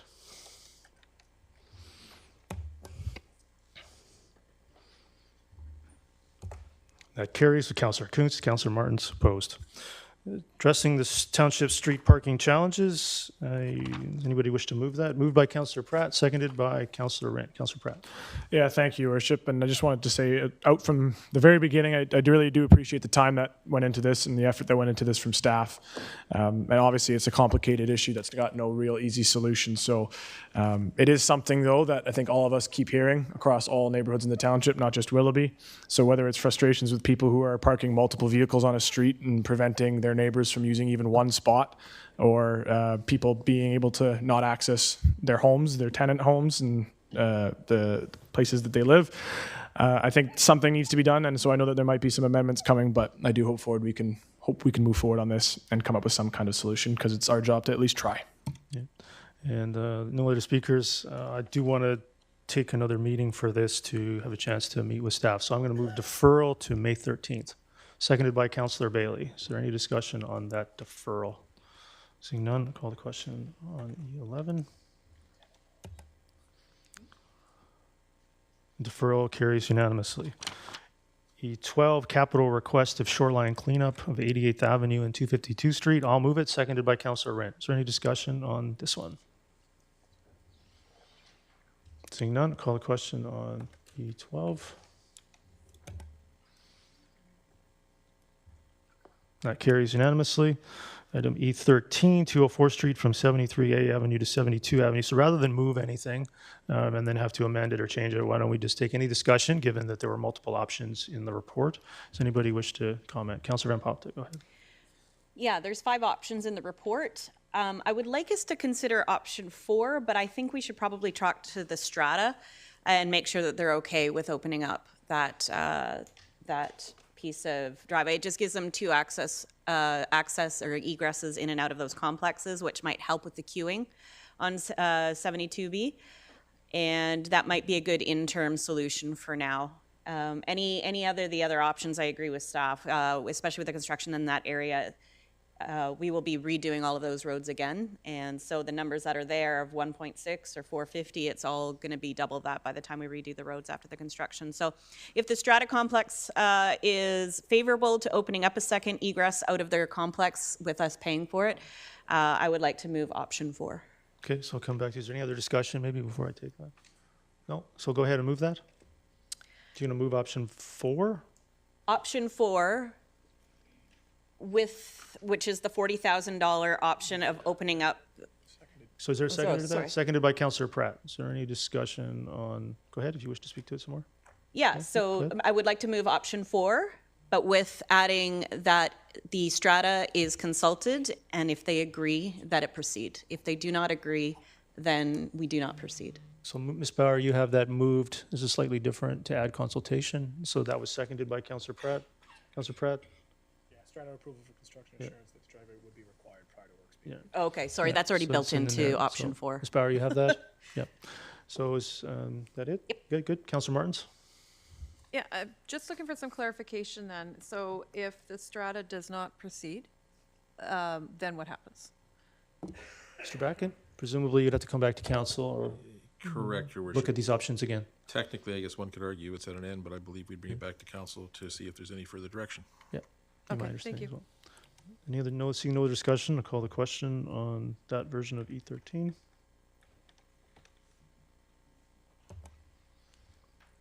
That carries unanimously.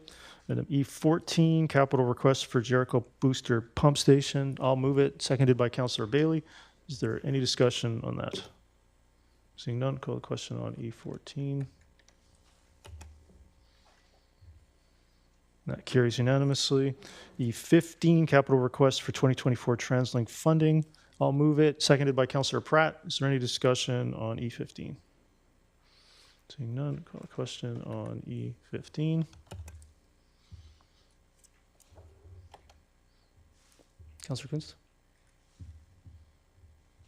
That carries. Councillor Kunst opposed. And then E16, Ice and Dry Arenas Facility CAC funding report. I'll move that, seconded by Councillor Bailey. Is there any discussion on E16? Councillor Martins? Thank you. In the second paragraph, that council authorized staff to internally borrow funding from available reserves if general community amenity contribution funds are not available when required to be repaid as the CAC funds are received. Do we have any indication of what the available reserves are that we would be utilizing? Mr. Backen? Your Worship, at this time, we're hopeful that the CAC funds would be forthcoming. However, that is always a challenge. Having said that, we'd be looking at any available reserves we have surplus, any of the reserve funds that may be dedicated to specific purposes by way of utilization of internal borrowings. This would simply allow us to proceed with the procurement documentation, as we really need to have some funding sources identified so we can actually go forward to get the procurement advancing and get the appropriate pricing. Okay, so we're comfortable that there is sufficient funding in our available reserves for our commitments at this point. I think I take it a different way. We're hopeful that the CACs will be forthcoming, and failing that, we have enough either in reserves or in short-term, I guess, borrowing available to us if the CACs were very, very low, that we would then be able to at least complete this project. Okay, thank you. Seeing no other discussion, call the question on E16.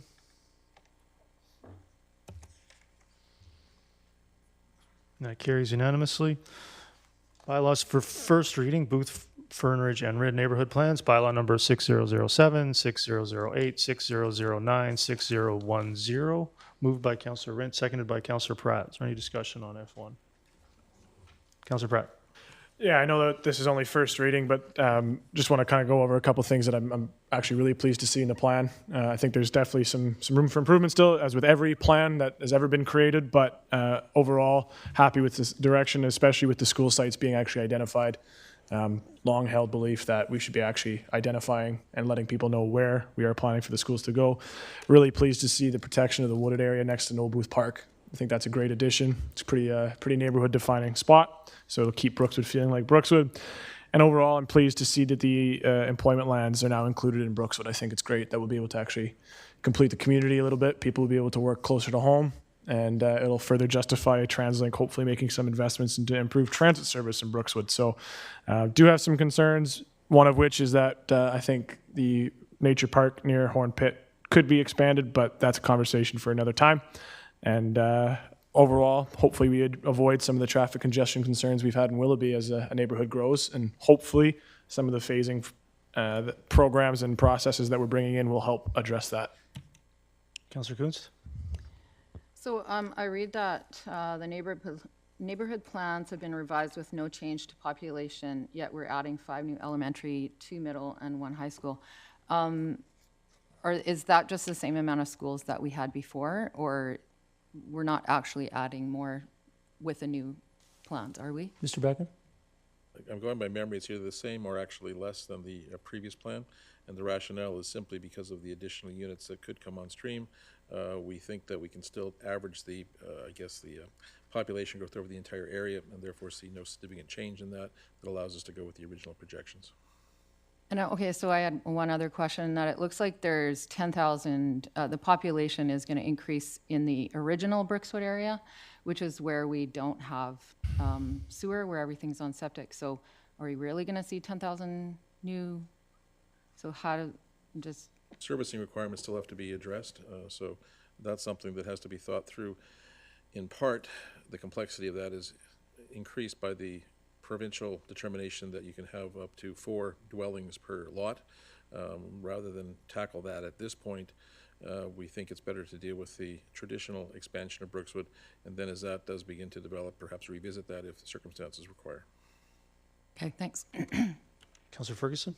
Yeah, I really appreciate the questions and comments by Councillor Coons. She's reading my mind exactly, and I don't want to repeat the fact that there's basically a similar population with schools, and of course the challenge of septic fields in the existing Brookswood area, including many of my neighbors.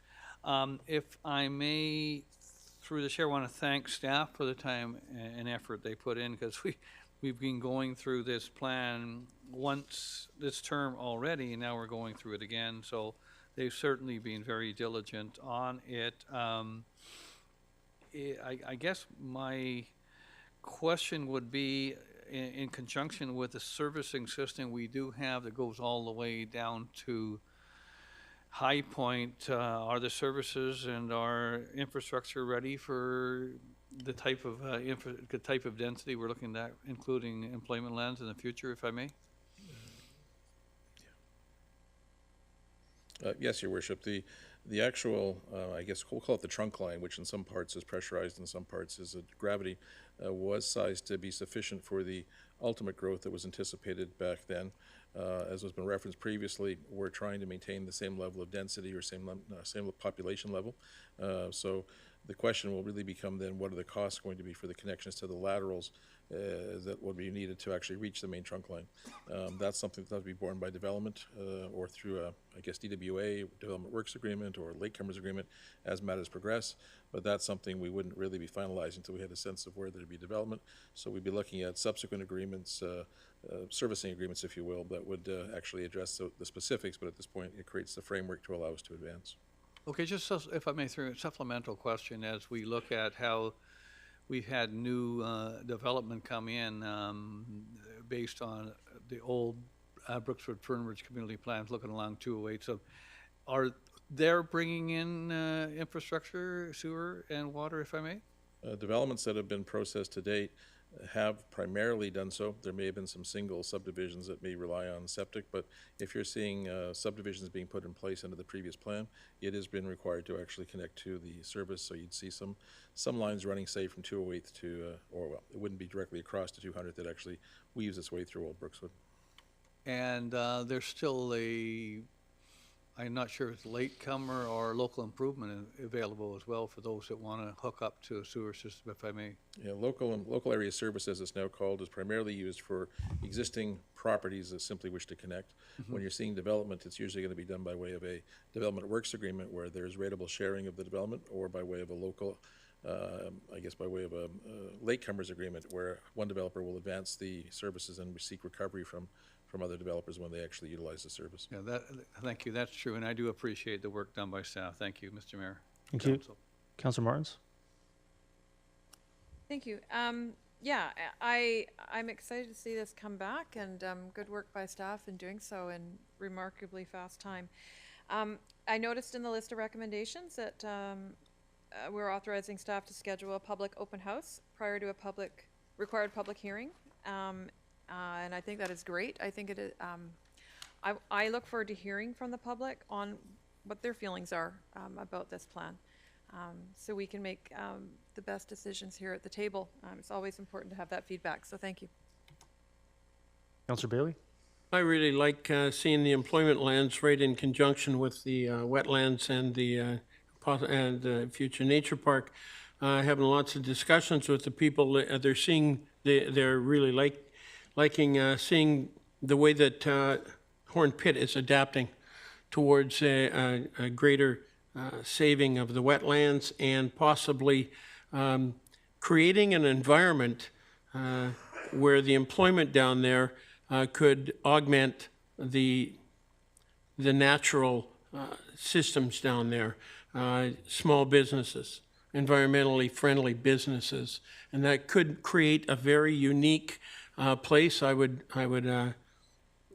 point towards a town, Leavenworth in Washington, where an awful lot of the businesses augment the environment around it, and it would be really cool if we could create an area of employment down there that would foster small local employers doing environmentally friendly things down there and create a very, very different and unique neighborhood that would fit in with Brookswood. There is not a lot of employment down in that area, and a lot of those people have to travel a significant amount of miles to get to employment with very poor transit down there.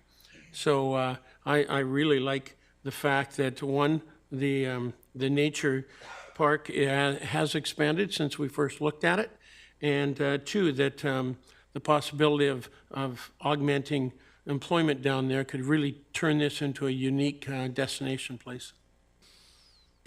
Councillor Kunst? So I noticed that we have the Brookswood Frontage Arterial Road Completion Amenity Policy, and I know that we had that in Willoughby with not a lot of success. So I'm just wondering if we anticipate that, could we call it barf cap, would be something that would be a little bit more successful than WARCAP. Wow, who's got the political rhetoric going now? So, political rhetoric. Yeah, no, well, so I don't know. I'm not going to go there. Mr. Backen, the amenity policy in Brookswood is slightly different than Willoughby. The Willoughby program raised about $1 million and was folded into the DCC program. It was the best we could do with the council that we had last term. So the basis then is going forward, we're not going to add every piece of arterial road land to the DCC program. The DCCs would go significantly high.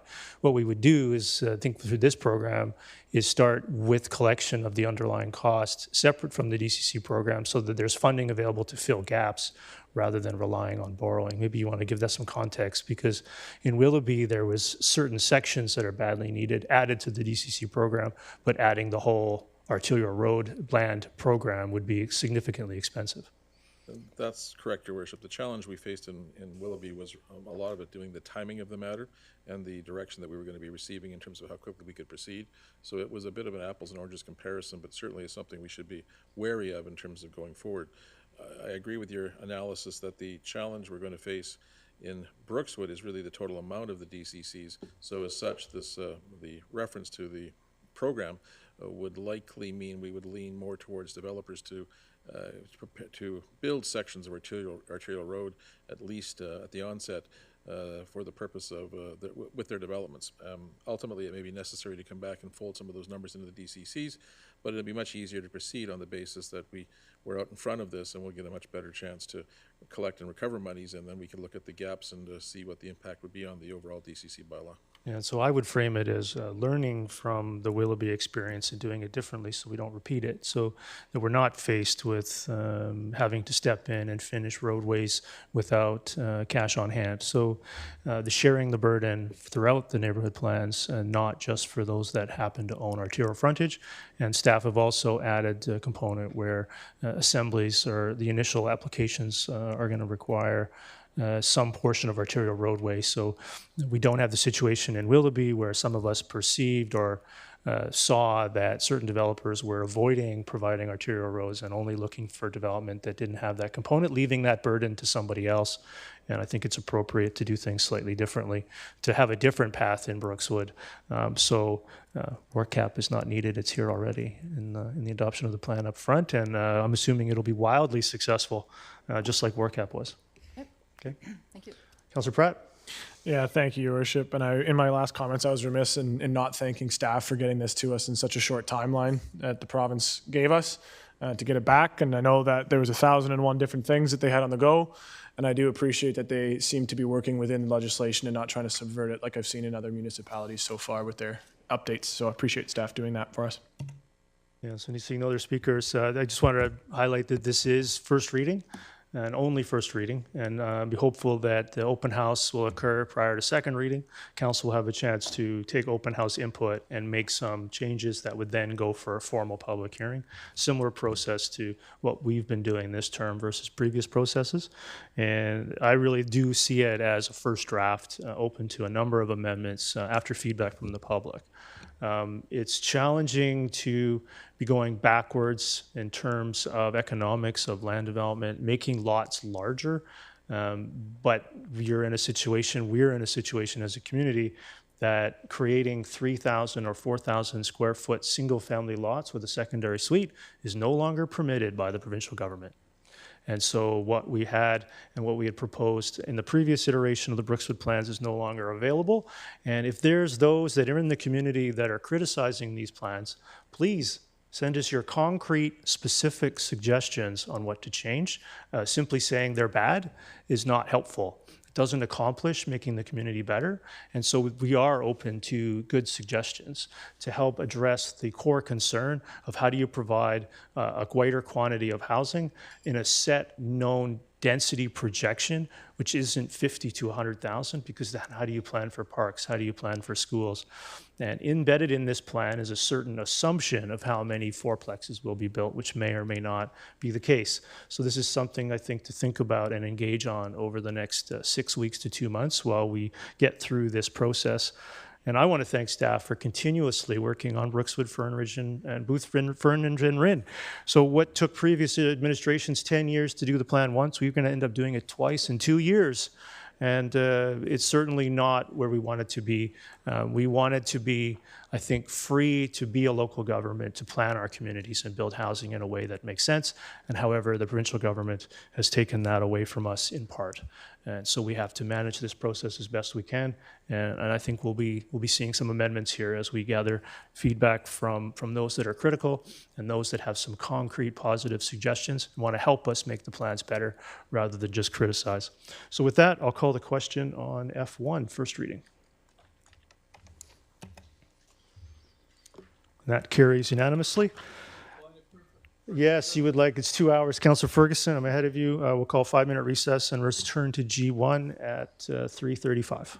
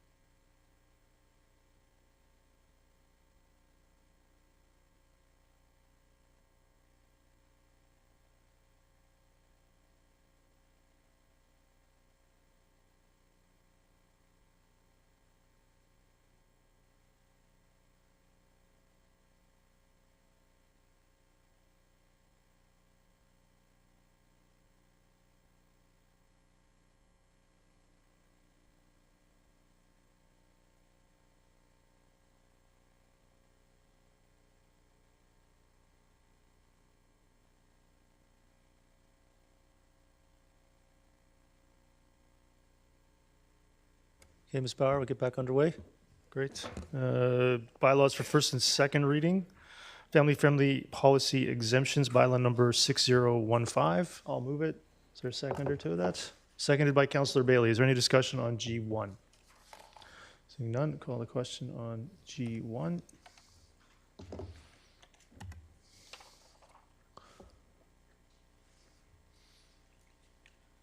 That carries unanimously. Councillor Martin's absent. H1, bylaws for first, second, and third reading, 2024 Langley Annual Rates and Tax Collection Bylaw, bylaw number 6006, moved by Councillor Rent.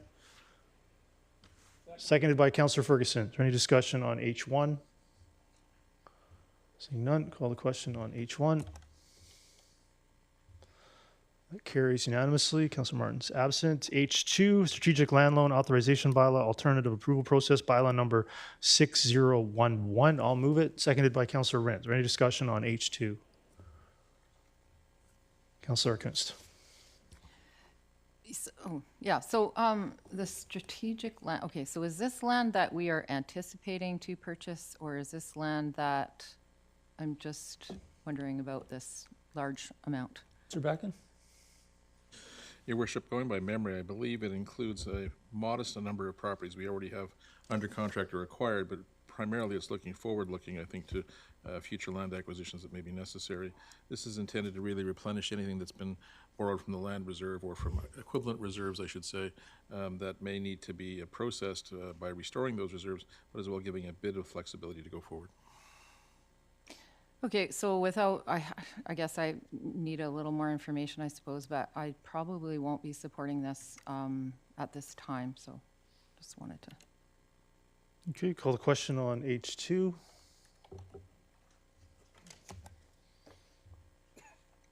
That carries. Councillor Kunst opposed. Councillor Martin's absent. Ms. Bauer, maybe you can just mark her absent on the software, please. Bylaws for final adoption, rezoning application number 100646, bylaw number 5784, moved by Councillor Rint, seconded by Councillor Bailey. Is there any discussion on J1? Seeing none, call the question on J1. That carries unanimously.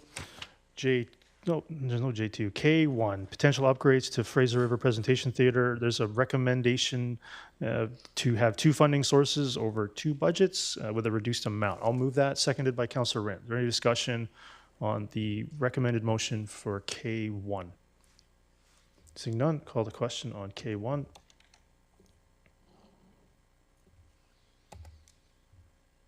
That carries unanimously. Mayor and Council report. Does anybody? I have a big report coming up on Thursday.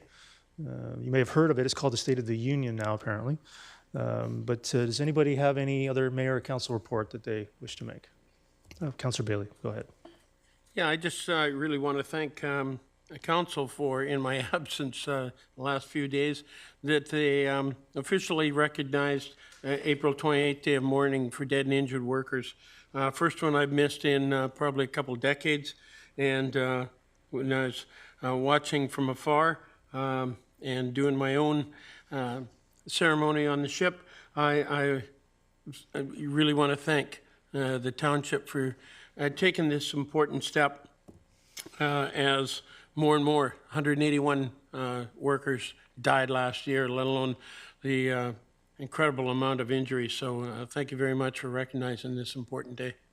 Yeah, thank you for mentioning that. I did attend the QP 403 ceremony at the Municipal Works Yard in Murrayville on Friday morning, and I also did attend the newest District Labour Council ceremony on Sunday morning in New Westminster. And I know, Councillor Bailey, if you'd been in town, you would have been with me at both.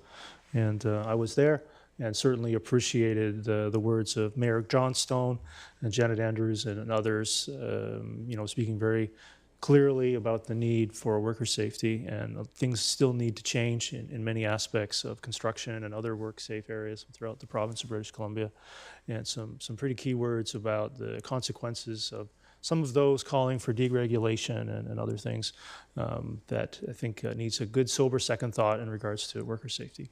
So any other mayor and council report? Councillor Ferguson. This is the Metro Vancouver report, please. Yeah, go ahead. Thank you, and I did want to say that today is one of my favorite days because, as most of you know, I'm really, really interested in recycling and waste, liquid waste. Today, I had a visit with a number of other members of Metro Vancouver at the Vancouver landfill. And there was, it's actually in Delta, which is odd. I don't know what something in Vancouver could be there. And I should let folks know that garbage and recycling is very important. It's important to all of us. So when we go to something like our transfer station, that garbage doesn't stay there. It goes somewhere else to the Vancouver, or I call it the Delta landfill. And just a reminder that Langley at one time had a landfill as well. So garbage is important, and what they do on that landfill there in Delta, they have water management, they have different locations for recycling, that's electronics, larger goods, mattresses, all sorts of things, as we do at our centers as well. But the important thing, they have a bird management program well, and I saw a number of eagles. So if you ever want a day outing with your family, go down to the Delta landfill and take some of your recycles down. Now, I have some homework for each and every citizen, including council members. Each and every one of you can pick up one of these things up front. They're picker-uppers. You might know how they work. You push the button. And then you can get one of these things. It's called Adopt the Tree, Adopt the Program. I don't know if our new program can see me on the air, but there it is, Langley, the Adopt the Program. You get one of these up front, you adopt the program, or if you don't adopt the program, you can go out and pick up garbage in the community. So that's what I did today, and I had a lot of fun, Mr. Mayor, doing it, and it's important because every single day I'm out there either picking up garbage or telling people to do it. Thank you very much, and that is my report. Okay, thank you, Councilor Ferguson. Any other LRM reports? Nope, seeing none, we'll move on to for information. Is there any discussion from council on items 01 to 5?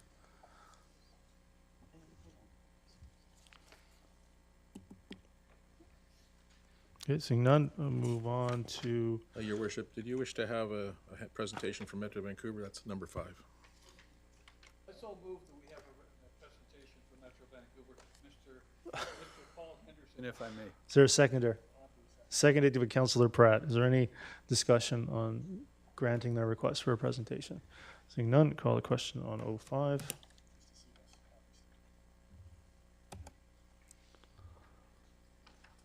That carries unanimously. Item Q1, I'll move it. Is there a seconder? Seconded by Councilor Wren. Is there any discussion on Q1? Councilor Pratt.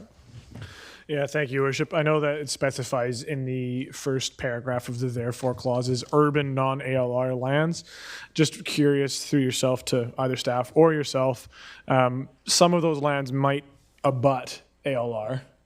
And so in that case, is there going to be consultation with, for example, the equestrian community or other ALR groups in advance of potentially expanding truck parking to those areas? Mr. Bracken? I would hesitate to say entirely, but I would say on a case-by-case basis, yes. There may be some circumstances where the land does abut, but there's nothing material adjacent to it, such as a ravine or something of that nature, that is not a riparian area. So I think the concept would be where appropriate, yes, but depends upon the circumstances. Okay, thank you. Thank you. Any other discussion on Q1? I have a mind to do a deferral, but you know what? We'll just vote on it. Just defer it? No, I think we'll just vote on it. I think it's clear what's going to happen regardless. Councilor Pratt, there we go. That carries unanimously. Item Q2, I'll move that. Seconded by Councilor Wren. Is there any discussion on Q2? Seeing none, call the question on Q2. That carries unanimously. Q3, Councilor Rent. You're going to move the changed version, I think, right? Yeah. Your microphone, there we go. Move the revised motion as is. Is there a seconder to that? Seconded by Councillor Van Popta. Wish to speak to it? Speaks for itself. Speaks for itself. Councillor Van Popta, go ahead. I'm happy to see this come through. Since I've been on council, I've had concerns about the fluidity and the lack of oversight on council expenses, especially as it comes to conferences that I haven't even heard of. We do have an absence here today, which I do believe is for some sort of conference. Do we know that to be true? Is that? We understand that to be true. Understand that to be true. Okay, good. All right. So, you know, I think it's if we're going to be going to conferences outside of, you know, FCM or LGMA or UBCM, I think it's good to at least assess those expenses and see what they are and see if we all agree and maybe ask for some sort of feedback or report on the conferences that are being approved. Councillor Bailey? Yeah, somewhat along the same lines of whenever, as a union representative, I was sent to a conference or that. First, it was voted on by the executive and the membership, and then it was also mandatory that you had a report back to say exactly what went on at the conference and why it was important. I also like this because I watched with great interest what went on in New Westminster Council a while ago with the mayor, and what a mess that was because of a lack of consultation amongst each other about where to go and what's important. So I like the idea of everyone knowing exactly what's going on and having a voice in going to conferences and, very important, reporting back. Great. Seeing no discussion, I'll call the question on Q3. That carries unanimously. Q4, Mr. Backen. You want to start us off with a lengthy speech recounting your many years of experience with council? Thank you, Your Worship. I do have about 500 pages prepared, but to begin, though, you may wish to conclude any other business items. So after this, people may be so fatigued they may wish to just leave after item number 4. All right. So always putting council first. Any other business? Councillor Kuntz, go ahead. So I don't have a prepared motion, but due to the fact that the Vancouver Canucks won in overtime yesterday with, you know, it was quite a game. There are a lot of places where communities are hosting watch parties and I anticipate they're going to go all the way to the Stanley Cup. So if there was a way for us to support a watch party either at George Preston, Langley Event Center, or somewhere that maybe the community can gather to just have some fun watching our Canucks finally go to the Stanley Cup. So is there a way to put a motion forward? I'm happy to report you're not the only member of council that's been following up on this with management. Mr. Winsley, do you have any updates for council? Well, it wasn't looking good yesterday, so we thought maybe we weren't going to have to deal with this, but big comeback. Staff have been looking into numerous options, both indoor and outdoor. There are a lot of regulations around providing somebody's broadcast and allowing attendees to watch, but there are ways of doing it. So staff are organizing a meeting. It's actually tomorrow afternoon, I think, to consider some more options. So if things don't go well the next game or two, we end up in a game 7 maybe of this series, or if we get to a round 2, staff will have some options that we'll be able to bring forward. Okay, great. Thank you. Councillor Martins, welcome back. Thank you. You did get my message?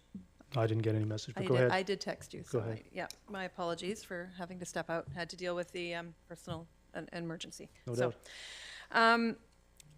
For other business, I just wanted to mention before my item, I just want to put in my 2 cents about watch parties. I may have fought in a riot when the Canucks were last in the playoffs, in the finals. But I do believe they can be done if they're done and organized correctly. So I would have some thoughts about that, things that we can maybe avoid so we don't have a repeat of that one. The item I just wanted to bring up was I just wanted to mention a recent retirement with the Langley RCMP, Sergeant Barry Beals. So he retired with 34 years of service to the RCMP detachment. And of note, you may recognize the surname. His father, John Beals, was the mayor of the township from 1987 to 1993. So I just want to congratulate Sergeant Beals on a well-deserved retirement and wish him well in the future. Councillor Pratt, I'm happy to report that I think it's great to acknowledge. Councillor Pratt actually was texting me the minute he heard about other watch parties. So bit of a competition who can get to it first. But in all, I think it would be widely supported. Does anybody have any issue with watch parties? I mean, it may cost a bit of money, which I think is coming up. But Councillor Pratt, go ahead. Yeah, I hope you're not offended, Your Worship, but the first person I actually texted was the superintendent of the RCMP to see if they'd be even remotely interested in having to deal with something like that. And I was pleased with the response. And yeah, no, I think it would be great. And anything Delta can do, I think the Township of Langley can do better. Well, I see we've got multiple municipalities now in Port Coquitlam and Delta competing with who has the best one, who is doing it first, who's his cheapest, who's his best. Quite happy to join the competition, but I think it'd be, Mr. Bracken, we don't have an obvious location. I believe there's going to be some other issues, but I think maybe the second round of this could be picked up. I think we're hearing loud and clear that there's a competition within the region to fill in where Vancouver is falling down. Again, I think that's correct, Your Worship, but Mr. Winslade may wish to comment about the second round. Only that we're trying to do things maybe in a different situation than other municipalities. We've had some experience in the past. Broadcasting back in 2011, we actually did do the Arena Bowl in the Langley Event Center and had a couple thousand people actually coming out. So as has been raised, there's good ways of doing things and safer ways and things that meet all the different requirements and regulations. So we'll have some options, either indoor or outdoor. As I said, maybe Game 7 or for round 2 that we can do. And as Brad West texted me, if it's not on Global, it didn't happen. So you'll have to make sure that you get the Global there to record it. Get me a jersey or something. It's getting a bit out of hand, I think. But ideally, I think we've heard loud and clear that it'd be something great to offer, Global there or not. I think it'd be great to do it for the community. Councillor Ferguson. Well, as much as I like the hockey, I've let you guys speak. I wanted to comment again on what Councillor Martins has said, is that Sergeant Barry Beals, I wish him well and in his retirement, and his father, in which I worked with him as a mayor. And another little bit of information, again, almost little bits of information. There is a way, I don't know how it ended up being a way, a street, or an avenue, but it's a way. It's called John Beals Way at the Langley Airport. So if you're ever going there, you happen to go down one of these streets, one of them's named John Beals Way. And why would it be called John Beals Way? Well, he had his way of doing things, of course. And I remember if somebody was speaking, like myself in court, that gavel would come down, let's vote. I'm sure you don't do that, Mr. Mayor. And I did want to say that he actually had an airplane at the airport, which I went down in, didn't go down in, I went up in. And it did come down one time, we were worried. And he also owned a hangar there. So it was John Beals Way. He was a very good mayor, and he did pass away a number of years ago. Thank you, and I wish his son very, very well in his retirement. Is there any other business? So with that, I'll get, why don't we do the motion to resolve, and then we'll leave just termination for after the other thing. Is there anybody wish to add any item, special closed? Nope, get a motion to resolve into special closed. Moved by Councillor Bailey, seconded by Councillor Rint. All those in favor? Opposed, and that's carried. So Mr. Backen, now it's in time for your wise words after 28 years of dealing. I don't know how, I can barely manage 18 months. I'm not sure how you've done this for 18 years. Oh, thank you. 28 years, 28 years. It's been 28 years, and it's been a lot of fun once in a while. I have to really start, though, by suggesting a format for you, because no one else has been anywhere near something like this. And this is usually where the council says a number of kind things. I rebut them and say how incorrect they are, and question and suggest that any competence you may suggest is really just a fake. And then the mayor gets then I would respond accordingly, and then the mayor can have the last word, because that's the traditional approach. So as I do have some comments, and it shouldn't take us much more than 6 o'clock to get through mine, so I think we'll be fine.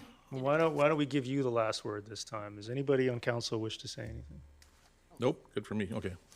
No, we're gonna give you the last word this time, Mr. Backen. Anybody wish to say anything? Councillor Kunst, go ahead. So, Mr. Backen, yeah, you know, I'm not really happy about the fact that you're retiring, but there it is. I just want to thank you for all the, I was elected in 2018, and, you know, pretty intimidating to sit here at the table with, you know, almost every single person, a seasoned politician. Councillor Woodward at the time, Councillor Woodward, he and I were the only two newbies. So I just wanted to say thank you very much for all of your mentorship, and every little question that I had, you were able to answer it. And what impressed me the most was you had the ability to, you know, take every single person at the council table, and you kind of knew if they were struggling to find the way to answer or to ask the question. You have a way of, you know, bringing that up and making it make sense for everybody. And so anyway, I just want to say that I have really appreciated your guidance as a CAO, and what you've been able to accomplish in 28 years for our community. So thank you very much. Go ahead. When I first got elected, emailed Pam and asked for a coffee or to meet with you, and we went for breakfast, and it was my first kind of foray into, you know, talking to people at the hall here, and it was a neat breakfast. I really got to understand your dry sense of humor, which for about half the breakfast I'm like, is he joking? Is he not joking? Oh no, he's definitely joking. And I appreciated that about your demeanor around the hall here, and the levity that is here with the hard work that's come with your job. And I appreciate that that environment that you've helped create here. And I want to wish you well in your retirement. Enjoy your family, enjoy some time off, not looking at emails, and not having to worry if we're going to burn the place down in your absence. And just really appreciated my time that I've been able to, you know, see how you've worked, and just wish you well. Councillor Bailey.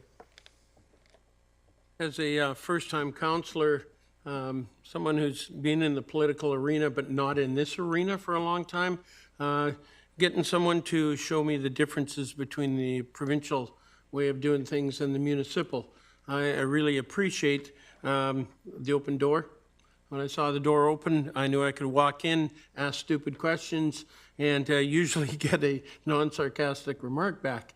So I really want to thank you. And also as a previous retiree, I would say when you go into retirement, think about staying there, okay?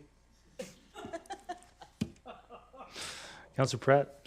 Yeah, thank you. And for a number of years sitting in the audience and watching and listening to your delivery and responding to all types of questions from council, I didn't know how you managed it for a long time.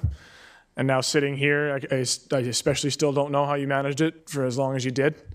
And I know, speaking for myself, as somebody who came in here as definitely not one of the seasoned politicians, I very much appreciated the guidance and the advice, and as a Langley guy, the history that went in, not in this, just in this chamber, but in the previous ones as well. So do wish you all the very best in the next chapter, and I wanted to thank you very much for the service that you gave to this community for so long. Councillor Martins. Thank you.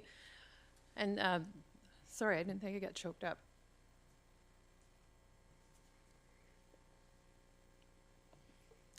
As I said to you in person, I'll say it publicly, I am mad at you. But I support your desire to retire. You've been at it a long time. You leave huge shoes to fill. And I really appreciate that you've always been available, the open door, and that you're available to everybody at council, and that you're willing to give us measured responses that help us govern well. And I believe that's a key to the longevity of you being in this position over all these years. You've always managed to work with whoever it was elected and do so professionally. And we're going to miss you. And last but not least, Councillor Ferguson. I didn't push my button. I pushed it for I pushed it for you. I pushed it for you, Councillor Ferguson. Okay, well, here we go. You're Put me in, coach. I'm ready to play center ice. Oh, my God. Okay, that's the only humorous thing I say. I did want to say, Mark, over the years, I've worked with 2 administrators and 6 mayors, and it was Jim Godfrey that you replaced, and Jim raised the money and you spent it. And we were really, really short on recreational facilities going back a number of years. There was a program put together, I think by the staff, I'll say the staff of the day, and implemented throughout the years. It did things like major recreational facilities and other facilities, including sewer, water, roads, infrastructure, overpasses. I don't want to name them all, but most of them got your name on it. And basically, we had an awful lot of money we raised through the contributions to capital and other initiatives through funding that were important to the community through Alder Grove. I look at the overpasses going to Walnut Grove and some of the freeway and other things. Some of the things which I oppose, but they're still working today. And I think, Mark, you should be attributed to many of those things. And look at the pools, look at the arenas, look at what else was I looking? I didn't want to spend a lot of time with the Langley Event Center, but I did want to say on behalf of the 3 amigos that we weren't all that sure if we were going to get the funding. And it was 15 million, which doesn't sound like much today, but it was an awful lot of money from the province. And you negotiated that with the appropriate people at the provincial government, and we matched that, and we got other partners as well. So again, I contribute an awful lot of those things that you've done. I also wanted to say that your involvement with sports and sports organization, and I'm talking about Langley Minor Hockey, which you were the president at one time, and you know, it's interesting because they, at the time, with Langley Minor Hockey, was one of the most recognized or associations in the province, if not the country, for one of the best organized, and you and your team. And I would think of Bob Boykin, who was on that, and I know that that's a name I want to throw it out. And the term is sometimes you can learn more from losing than you can from winning, that I learned from the organization, and my son played, and I know your family as well. And certainly I wish you well in your retirement, and I know that you've helped me out. I know you went to school or with my wife as well, so it goes back a long time. You and I were on a committee together, a task force, and I don't know how successful that was, but certainly we've got an awful lot to show for it today. So I wish you well, and thank you for your mentorship to me, because I was a very young counselor at the time and learning an awful lot. And there was only 6 of us at the time, 6 counselors and 1 mayor. And we did an awful lot of things in those times, and now we went to 8 and 1, and there's just so many things. And I know I'm not going to be able to phone you on a regular basis and bug you anymore, so I'm going to unfortunately miss that. I know other members of your staff are not looking forward to that, but again, I wish you well. Thank you very much. I want to thank everybody. I know Councillor Richter would have the same sentiments as well, and I'm sure she'll be able to pass those on. It's unfortunate she's not here, but I know that if she was here, she would have something really positive and constructive to say. In a similar sentiment, nobody's ever asked me this, but I'm wondering why. When is the first time you spoke to Mr. Backen? The first time I spoke to Mr. Backen, he called me, and it was in 2013, to let me know that a small unknown group in Fort Langley had filed a lawsuit against the Culture Berry building. He gave me the courtesy of a heads up, if you remember that call. I was in downtown Bellingham at the time, and that's why I remember it. And probably the phone call that alerted to me is probably the 2 worst years of my life were about to come up. And I appreciated very much the courtesy of the call, and still remember it. Looking out for everybody in the township that may have an interest in property here, may be affected by someone else's desire to change their property. Working for all the public, including council and the staff that work here as well. Supporting them and making sure the right team is in place, and learning a lot more about the importance of that, becoming the mayor versus a one member of council. I've always appreciated as a councillor, when necessarily it wasn't the best day on council, and there were many of those last term, that Mark was always willing to talk through any issue, work with me on any process to try to accomplish something for the community. And I believe he does that for all members of council, and did that for all members of council equally, whether you were in the majority or not. And I've always deeply appreciated that, Mr. Backen, and appreciated many of the calls last term when we were unable to execute lots of things and still had the opportunity to talk about what we could achieve and what the way and the process might be available to achieve progress that each of us believed in individually, trying to get our council colleagues to advance these items. And Mr. Backen, I believe you've always done that. I think I've heard that consistently over the years, treating all members of council equally. And I very much have appreciated that at all times this term and last term. I have a deeper appreciation for the importance of the city manager role becoming the mayor, and what a fabulous career of 28 years. I believe I asked you if that was the longest serving in the province, and I believe you're one of two people that has had a career as long as that. There was, yes, a person at Osoyoos who did 30 years, but I think they're out of the institution now. Yeah, I believe they proposed a 40% tax increase, so that was probably not wise. So again, I want to wish you all the best, and I deeply appreciate all of the things that you have done to support the Township of Langley those 28 years. And I'm sure many of us don't even know about almost all of them. And I believe it's happening behind the scenes, it's happening quietly, and it's happening away from a desire for public attention and credit, which politicians are known to crave. So I very much deeply appreciate the supporting role, but also the leadership role from time to time when maybe councils weren't advancing a clear agenda, and the staff had to provide that support to council as they do to this one, the last one, and the ones before that. And I deeply appreciate the leadership that you've brought to the organization while I've been paying attention, and deeply appreciate the support you've given to myself over the 5.5 years that I've been here. So thank you very much. I wish you all the best in retirement. Well, thank you, Your Worship, and thank you to all of council. My monologue will simply try to be about 10 seconds for every year of service, but must go to the beginning. When I think Councillor Bailey first met me, he had the most unique way of inquiring if my eccentricity, and I think he used the word crazy, but I think he asked if it was actually there when I started or whether it developed when I was here.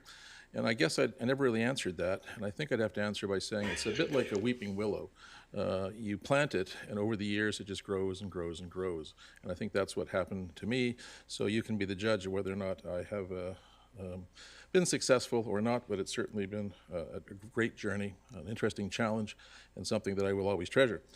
I must say, though, that in the last 10,227 days, or 245,000 hours, or 336 months, but who's counting, it's been an interesting time, and you can see if I'm any worse for the wear. I am actually, I guess, fortunate that I've been around so long that many of the people in the organization were born after I started, or very close to it. But I wanted to comment that the mayor and councils from 1996 to date all require, I guess, a special thank you because they contributed, and I also wanted to especially thank the council of 2022 for two reasons. Number one, your passion and efforts are certainly evident to all, and number two, my parole application was finally accepted by this group, and it's been something that I'll be very thankful for. The role of mayor and council is a tough job, and by and large, a thankless job. You get all the complaints and seldom the gratitude, so I really wanted to begin by saying, well, not beginning, I'm in the middle, give you an unqualified thank you for all of your efforts.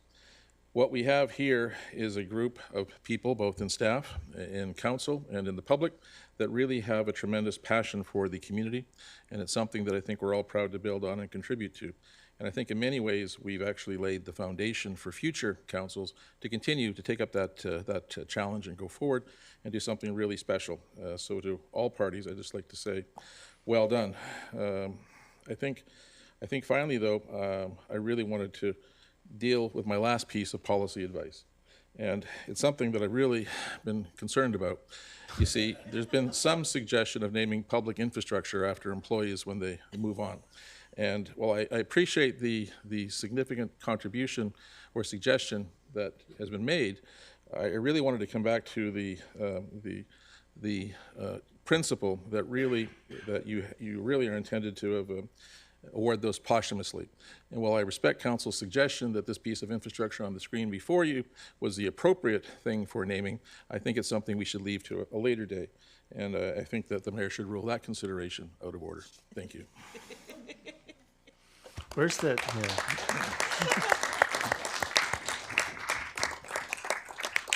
So, and with that, we have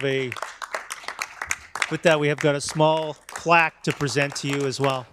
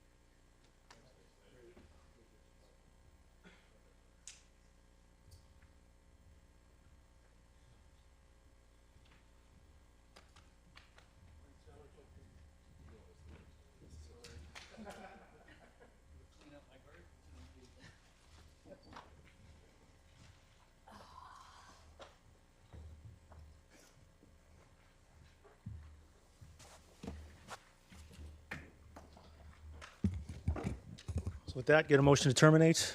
Moved by Councillor Bailey, seconded by Councillor Van Popta. All those in favor? Opposed? And that's carried. Thanks.